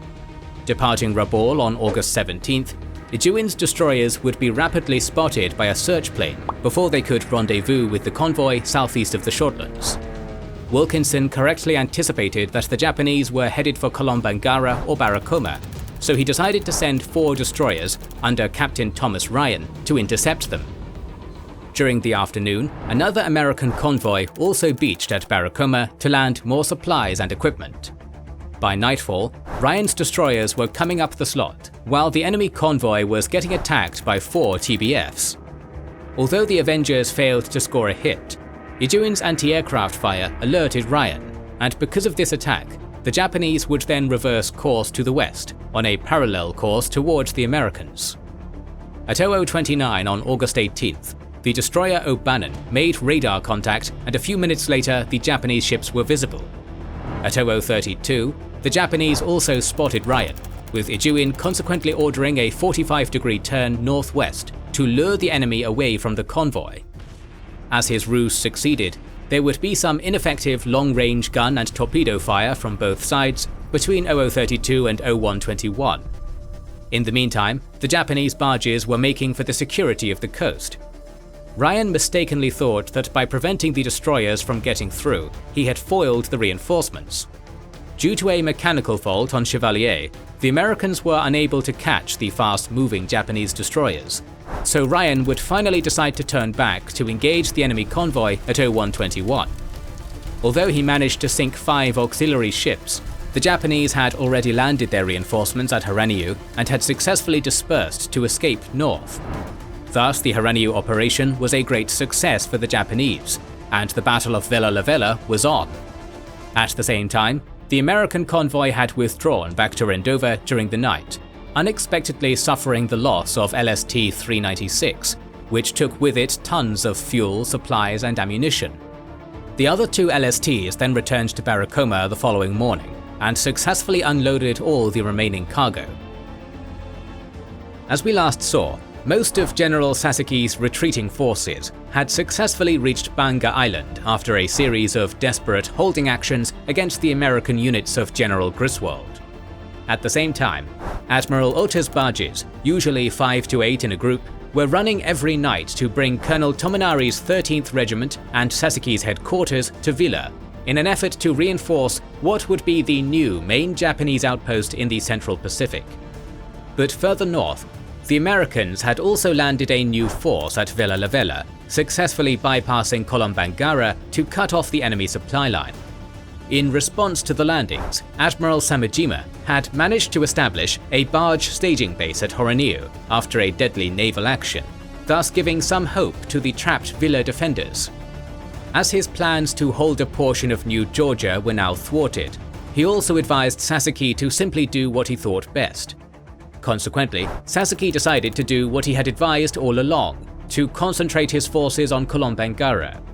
But with Zieta in the hands of the Americans, he would have to be very resourceful to carry out his plans, as he had his forces split in 2 at Bairoko and Banga.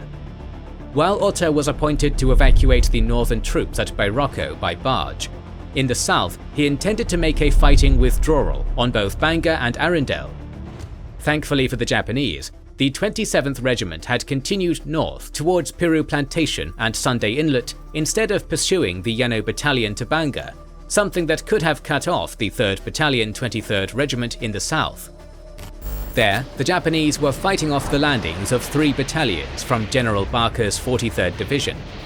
While Barker was getting his troops in position, the Yokosuka 7th 12cm guns and 2 mountain guns began firing on Munda Field, causing slight casualties and light damage, but having the potential to be more than a nuisance. On August 16th, Barker's artillery responded with its own counter-battery fire, and the following day, 13 TBFs and 17 SBDs carpet-bombed the small target area with devastating effect. Afterwards, the Yokosuka 7th Guns did not fire again. Meanwhile, the recently landed 2nd Battalion 169th Regiment faced the strongest Japanese pocket as it tried and failed to push the defenders west, where the 3rd Battalion 172nd Regiment could join in on the attack. As the 2nd Battalion made little progress, Barker initially landed the 1st Battalion 172nd Regiment on August 18th. Yet the fierce 3rd Battalion 23rd Regiment would continue to offer strong resistance against the increasing pressure of Barker's 4 battalions, as Sasaki's other units prepared to cross Banga into Arundel Island. On August 19th, however, the 1st Battalion finally managed to break through towards the southwestern coast, where they found the abandoned 12cm guns of the enemy. That night, the tenacious 3rd Battalion 23rd Regiment then began to slip through the swamp and the American positions, making their way north in an effort to join their withdrawing comrades as they crossed into Arundel in the darkness and continuous rain. By nightfall the next day, all had successfully escaped, to the relief of Sasaki. The cost of cleaning up Banga had been considerable for Barker, with the Americans suffering a total of 662 casualties. Because of this, General Wing would replace him as the new commander of the 43rd Division on August 20th. In the meantime, the 25th Division troops continued their advance northwards, painfully slogging along the swampy jungle trails in pursuit of an elusive enemy. Unable to build a road behind the regiments because of the incessant rain, supplies would have to be carried to the front by hand, on men's backs, and occasionally via airdrops.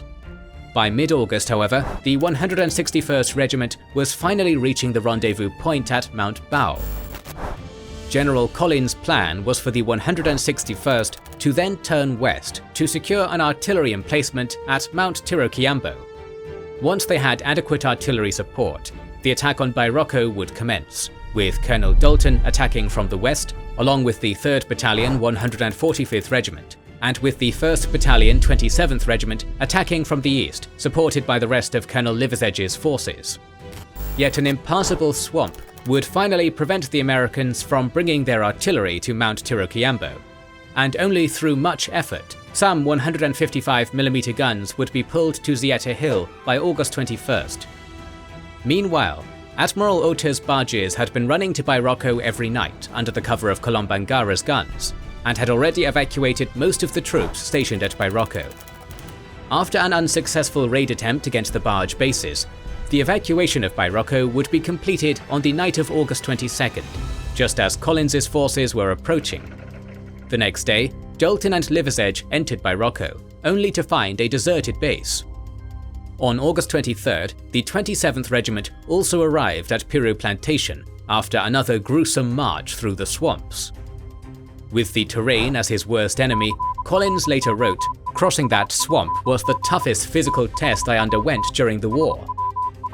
On August 23rd, Samejima finally sent new orders to Sasaki, instructing him to hold the Gizo-Kolombangara-Arundel line and to wait until the evacuation date was set. Accordingly, on August 26th, Sasaki sent 2 reinforced companies of the 1st Battalion 13th Regiment to Arundel to hold the northern coast. 2 days later, he also sent 2 companies of the 45th Regiment to hold Gizo. In the meantime, Admiral Ota's barges had been making nightly runs to Arundel to bring the retreating Japanese units back to Vella. By the end of August, most of the units had arrived at Vella, with the Kure 6th SNLF assuming the defense of Kolombangara's western coast, and with the 229th Regiment getting deployed at Mbambare Harbour to protect the eastern coast. Additionally, the Japanese attempted to evacuate Rakata Bay on August 22nd, but harassment by a PBY off Bougainville and an erroneous report of American cruisers and destroyers in the area caused them to abort the mission. On August 25th, another evacuation run was attempted, with Admiral Ejuin leading a diversion force, while Captain Miyazaki Toshio went in to bring out the troops. Yet the diversion was discovered by Australian coast watchers, so Miyazaki would be intercepted by 10 PBYs in the Bougainville Strait, suffering 1 hit on the Hamikaze's forecastle, which killed or wounded 36 men. On August 28th, the light cruiser Sendai and the destroyer Sazanami finally made the run to Rakata, successfully embarking most of the troops there, although 6 flying boats and 1 submarine would be needed to take off the rest of the personnel. Detachments of the Kure 7th SNLF would then be landed at Sunbay Head and Sambay Head on Choiseul to establish new staging bases, while the rest of the troops were brought back to Buin. Meanwhile, as the Japanese worked to establish their new barge depot at Horanio, Admiral Wilkinson's 3rd convoy would be sent to Baracoma on August 20th. Although it was attacked by enemy planes in the Gizo Strait the following morning, only the destroyer Philip would suffer some slight damage before the LSTs were emptied. Aided by more effective air cover and excellent weather, the last convoys of the month would manage to unload at Baracoma unharmed. Altogether, Wilkinson had landed 6,505 men, 1,097 tons of rations, 843 tons of dumped petroleum products, 2,247 tons of ammunition, 2,528 tons of vehicles, and 1,911 tons of other materiel. Furthermore, work on a new 4,000 by 300 foot runway was progressing rapidly, with the field becoming operational by September 27th. On the Diamond Narrows, the Americans were also building a new airfield site at Ondonga, so General Wing was given the task of clearing Arundel to protect it. On August 29th, the 172nd Regiment was therefore brought to Arundel. The regiment's 2 battalions then began to move slowly through the shorelines of hard coral and a tangle of mangroves, unable to move to the interior because of the dense underbrush. Concurrently, on Lavella, Wilkinson finally turned over command to General Griswold on September 3rd. Although no resistance was expected, the plan was now to occupy the entire island, a task Admiral Halsey had assigned to Major General Harold Barraclough's 3rd New Zealand Division, which was scheduled to arrive in mid-September. In the meantime, Griswold had landed the 1st Battalion 145th Regiment at Baracoma to allow Major Delbert Munson's 1st Battalion 35th Regiment to move up the east coast and secure the Kokolope Bay area, where the Americans wanted to establish a new radar site. Making good progress, Munson would reach Lambu Lambu Cove on September 4th, then sending forward A and C companies with a detachment of Fijian commandos. Upon reaching Boko Mission, however, A Company unexpectedly ran into a strong Japanese patrol, and in the ensuing firefight, 12 Japanese were killed. An examination of the bodies and weapons alerted the Americans that they were facing recently landed troops. The following morning, as A Company repelled a strong enemy assault, General McClure decided to send forward his 3rd Battalion and artillery batteries to support the next attacks. At the same time, Munson had cleared the Boko Mission area, which allowed supplies to come in by boat, and he was starting his troops towards the main Japanese defences at Bakabaka. Facing a steep ridge studded with machine gun positions, Munson would be unable to make any progress in the next few days. Meanwhile, on September 5th, the 2nd Battalion 172nd Regiment had finally discovered the main enemy positions at Arundel, while the 1st Battalion was landing at Bustling Point to secure a forward artillery site. From there, the 1st Battalion would move to occupy the tip of the Bomboe Peninsula, yet the 172nd would make no attack on either Japanese position.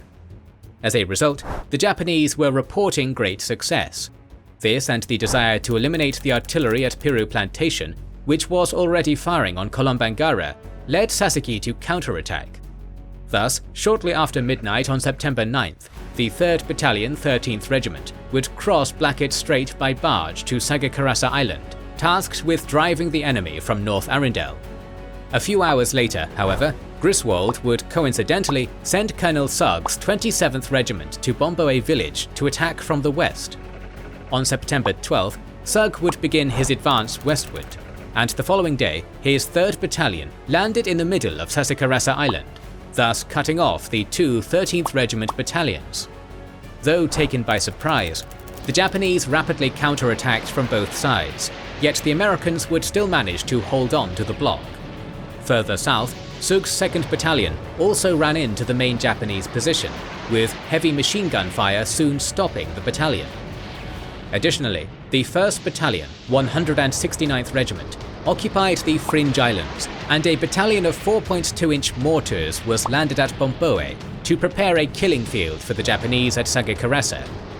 From the last fringe island, American observers could track the Japanese barges in the moonlight from the time they left Vella until they approached the landing area, which allowed Suk to launch a very accurate mortar bombardment. So deadly was the bombardment that the Japanese would suffer countless losses, including the 3rd Battalion commander. On the night of September 15th, Colonel Tominari also brought his headquarters across. 10 minutes later, while he was sitting on a log listening to a company commander report, he was killed instantly when a mortar shell landed at his feet.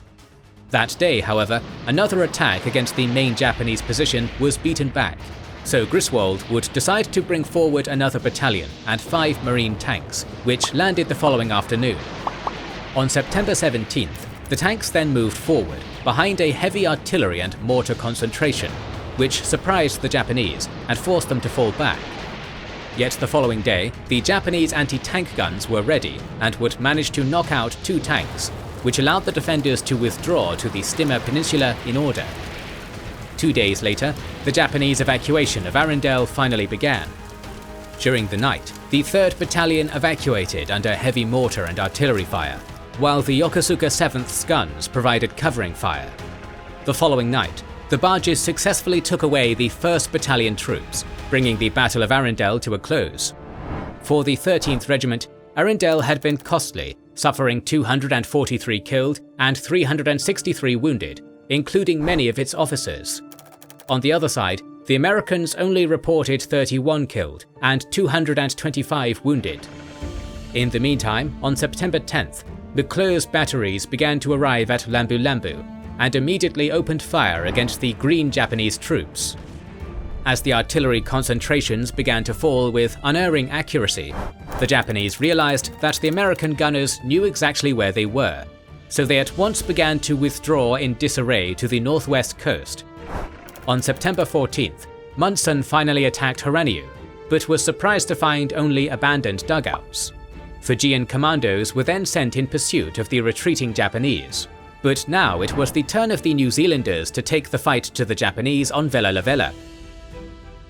On September 18th, Admiral Wilkinson brought in the first units of General Barraclough's 3rd Division to a plantation at Joroveto, successfully completing the unloading without hindrance.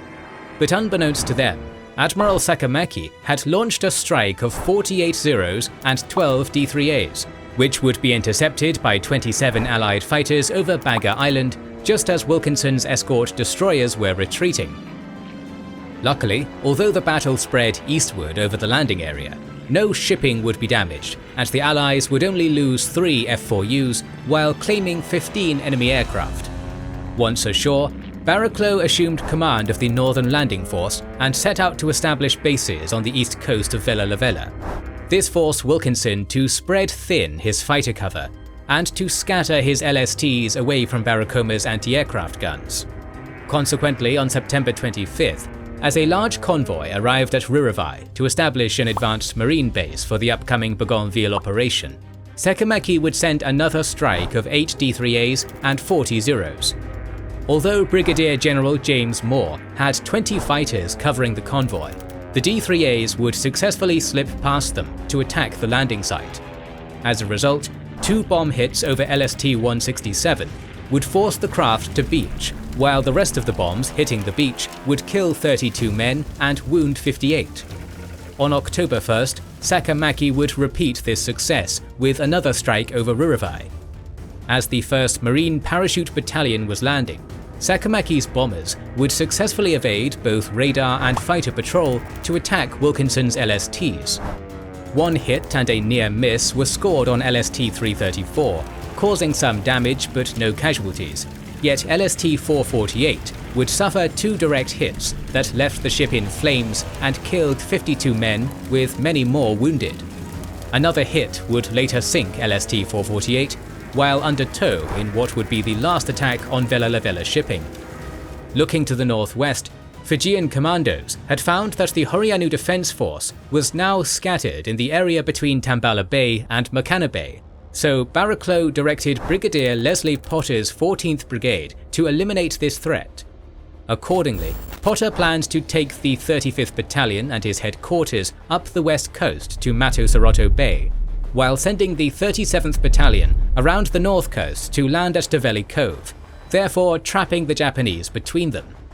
On September 21st, however, Captain Tsuruya Yoshio had arrived from Buin to take command of the disorganized Vella-Lavella forces, subsequently concentrating at Mokana Bay and establishing a defensive perimeter. Nonetheless, Potter's battalions would successfully land at their designated points on September 24th and would prepare to destroy the enemy in front the following day. In the meantime, Admirals Samejima and Kosaka were planning the evacuation of Kolombangara. To aid them, General Imamura would contribute Major General Yoshimura Masayoshi's 2nd Shipping Detachment, with at least 30 barges. As they began planning in early September, Yoshimura proposed carrying out the operation quickly in 2 stages between September 28th and October 20th via the Choisyo route, with Admiral Ijuin proposing to use the 8th Fleet destroyers for both transport and cover. Kosaka approved this plan, obtaining 6 additional destroyers for Ijuin from the combined fleet, while at the same time arranging for Sakamaki to provide limited air cover over Choiseul. By September 15th, the plan for the operation, now called Seigo, was mostly complete, with Yoshimura assuming command of the barge force and preparing his men to carry out the evacuation. That night, Kosaka flew into Villa to discuss the details with General Sasaki and Admiral Ota, landing in the midst of exploding shells. Preparations for withdrawal would thus begin on September 20th, with Sasaki establishing 3 boarding points along Kolombangara, while at the same time concealing his intentions with increased patrolling and by firing the Yokosuka 7th's guns against the enemy. Additionally, demolition teams blew up all airfield installations, their explosions mingled with those of General Barker's artillery, and construction units began cutting trails to the boarding points. Against them, Admiral Halsey had intelligence that the Japanese were planning either to reinforce or to evacuate Kolombangara, so he sent Admiral Merrill's cruisers back up to Port Purvis to move up the slot, while Wilkinson's destroyers swung south and up Vella Gulf with the objective of catching the enemy between them.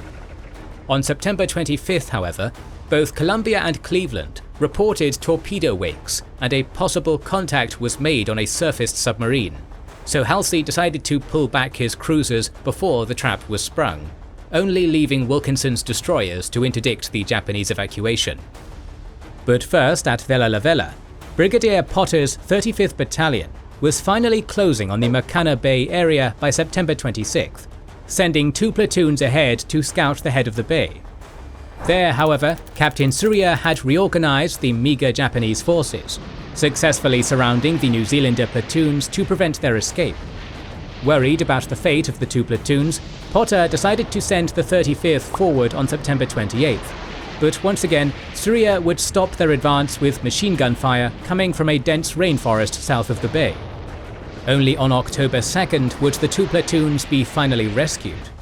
After losing 18 dead and 10 wounded, Potter then decided to stop the attacks while he sent every landing craft he could muster to bring the 37th Battalion down from Tambala Bay as quickly as possible for an attack from the other side. Yet the movement of the 37th down the rugged coast would be slow going, so the Japanese would have time to prepare for the evacuation of the Tsuruya unit. In the meantime, General Sasaki and Admiral Ota were also getting ready for the evacuation of their forces. While Sasaki moved his patients to the north shore of Kolombangara, since he intended to load them on the first destroyers, Ota was placed in charge of all matters relating to the embarkation, communications, locating hiding places for the barges, and loading. Stage 1 would take place between September 28th and September 30th, and it was expected to evacuate an estimated 7,660 men. As scheduled, Operation Seigo began on the night of September 27th, as General Yoshimura's barges headed for Kolombangara in separate groups, while Admiral Ijuin prepared to lead a support force of 11 destroyers in a run towards the northern coast the following day. Only one of Yoshimura's groups would be intercepted up the slot by some 5 destroyers under Captain Martin Gillen, losing 4 barges in the ensuing firefight, but eventually reaching Kolombangara by September 28th along with the other groups. The barges were then hidden away, awaiting for the arrival of Ijuin's destroyers. Shortly after midday, Ijuin's support force would be spotted by a PBY just northeast of Green Island, so Generals Moore and Twining would immediately prepare a strike of radar-equipped consolidated B-24 Liberators to stop him. Just before dark, as Ijuin approached the Bougainville Strait, the Japanese were then attacked by 5 Liberators, but luckily none of the ships were hit. At the same time, Yoshimura's barges began to depart up the slot towards Choiseul, with the groups getting underway 30 minutes before Ijuin's arrival. For whatever reason, Admiral Wilkinson had no destroyers across the slot, so their movement would be unopposed. At Tuki Point, the barges were waiting when the destroyers reached Kolombangara, and boarding thus began. After departing the island with 1,950 men on board, Ijuin's destroyers would be attacked once again, this time by 27 B-24s. Yet the strike would be ultimately prevented thanks to bad weather and an attack by Zeros, so Ijuin would be able to arrive safely at Buka on September 29th. Although the now fully alert Americans would respond by bombing Choiseul and by deploying destroyers across the slot for barge interdiction, the Japanese would successfully complete Stage 1 of Seigo over the next 2 nights and days. In this first stage, the Japanese had successfully rescued over 6,000 men, using a combination of surprise and bold celerity. Yet they had also lost a considerable number of barges. So for Stage 2, Samejima would reinforce Yoshimura, and Ijuin would plan to send down 3 destroyers to decoy the American forces certain to be waiting. Indeed, due to the recent enemy activity, Admiral Halsey had sent Admiral Merrill's Task Force 39 back up the slot to make another sweep. On the night of October 1st, while Yoshimura's barges once again departed Choiseul en route to Kolombangara, the decoy destroyers would finally be spotted off northwest Choiseul in the direction of Vella Lavella. Consequently, in accordance with orders not to risk the cruisers unless Japanese heavy units were present, Merrill turned back and Wilkinson's destroyers moved forward. As the Americans took the bait and advanced towards Vella Lavella, Yoshimura's barges would be able to move forward largely unmolested, only reporting 2 barges lost. On the morning of October 2nd, Ijuin would then depart Rabaul with 9 destroyers, and at Villa, the Yokosuka 7th guns fired their last rounds and then began moving towards the coast. By nightfall, as Ijuin started to approach Kolombangara, Yoshimura's barges began moving to Choiseul under a moonless night. Once again, the Americans had 2 destroyer groups across the slot for barge interdiction, briefly engaging the destroyer Minazuki and sinking 5 Japanese barges.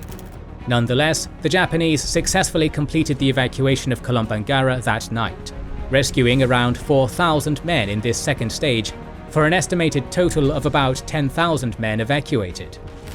Previous experience at Guadalcanal and Kiska had already shown that the Japanese were very capable at accomplishing amphibious evacuations of large forces using a very limited amount of craft. But this third success positions them as one of the greatest experts of all time.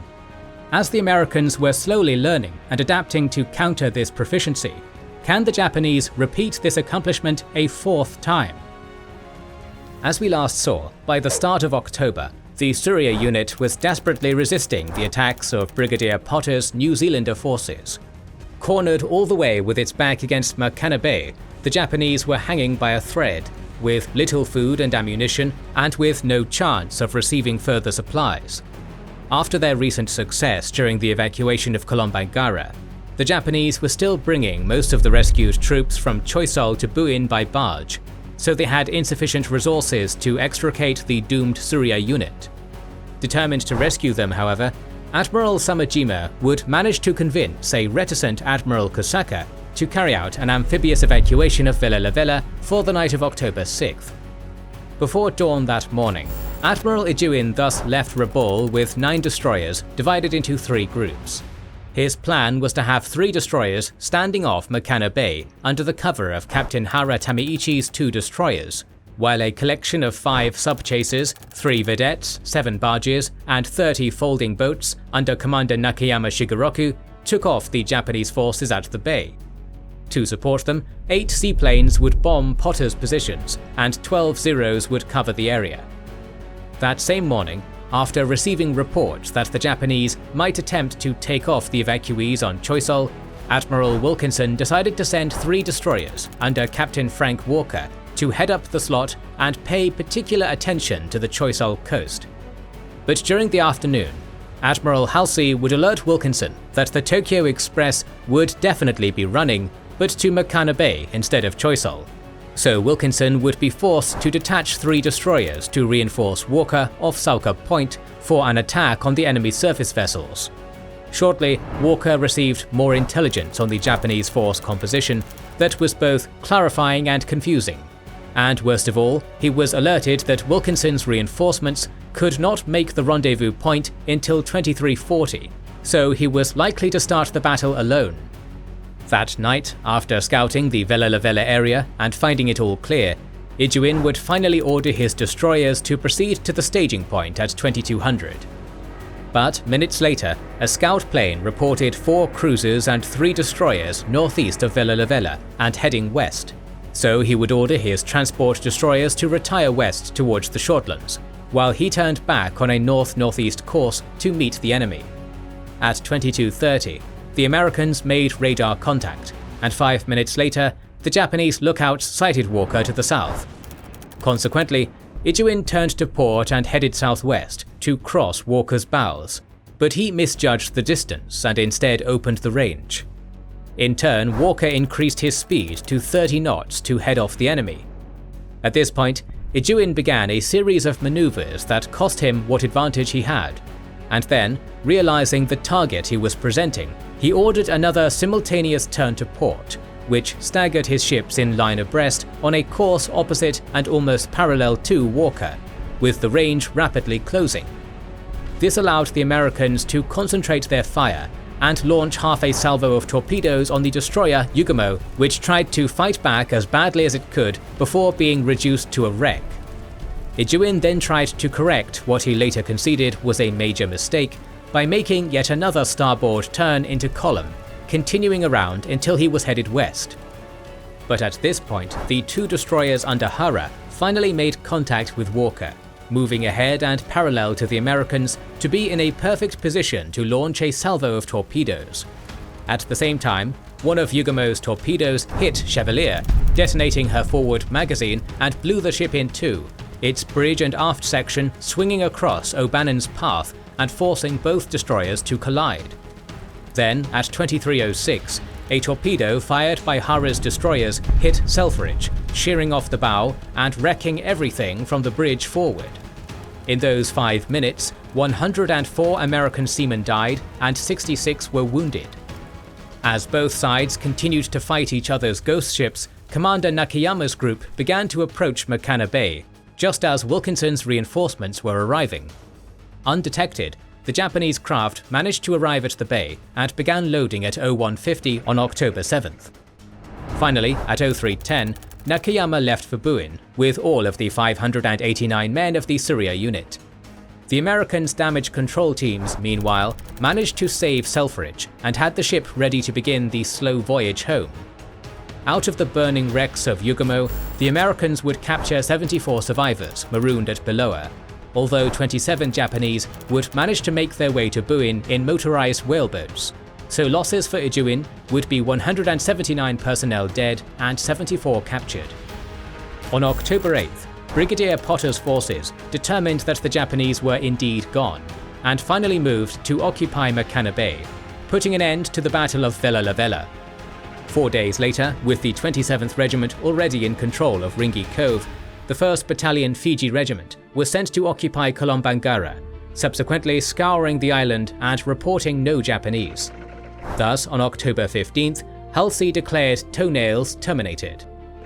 2 days before, the Japanese had similarly called an end to Seigo as they ferried the last of the evacuated troops on Choiseul across the Bougainville Straits to Buin. Although Admiral Samajima took the blame for the defeat in the Central Solomons, his forces had managed to hold on with courage and ferocity for almost 2 months. He got all but one reinforcement force through, and with equal determination, he took off all the Japanese personnel from a seemingly impossible situation. A poorly planned and badly executed operation, It should be noted that Toenails was largely successful for the Americans, as it managed to secure 4 new air bases that would have a huge impact in future campaigns against Bougainville and Rabaul. Nonetheless, Halsey and his commanders earned some harsh but fair criticism, as they had underestimated both the terrain and the enemy's well-defended perimeter. In the end, losses for the Central Solomons campaign would amount to 1,687 Americans dead and 4,407 wounded, over 200 casualties for New Zealand and Fiji, and an estimated 4,000 Japanese killed and 4,500 wounded.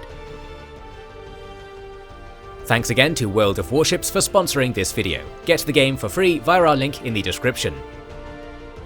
We'll continue releasing more long Pacific War videos as they perform better in this format. If you want to watch every standalone episode, become a channel member or patron, links in the description or use the button under the video. Consider joining their ranks to watch all of our exclusive videos, learn about our schedule, get early access to all videos, access our private Discord, and much more. To not miss future episodes, make sure to subscribe and press the bell button, and please consider liking, commenting, and sharing. It helps immensely. This is the Kings and Generals channel, and we will catch you on the next one.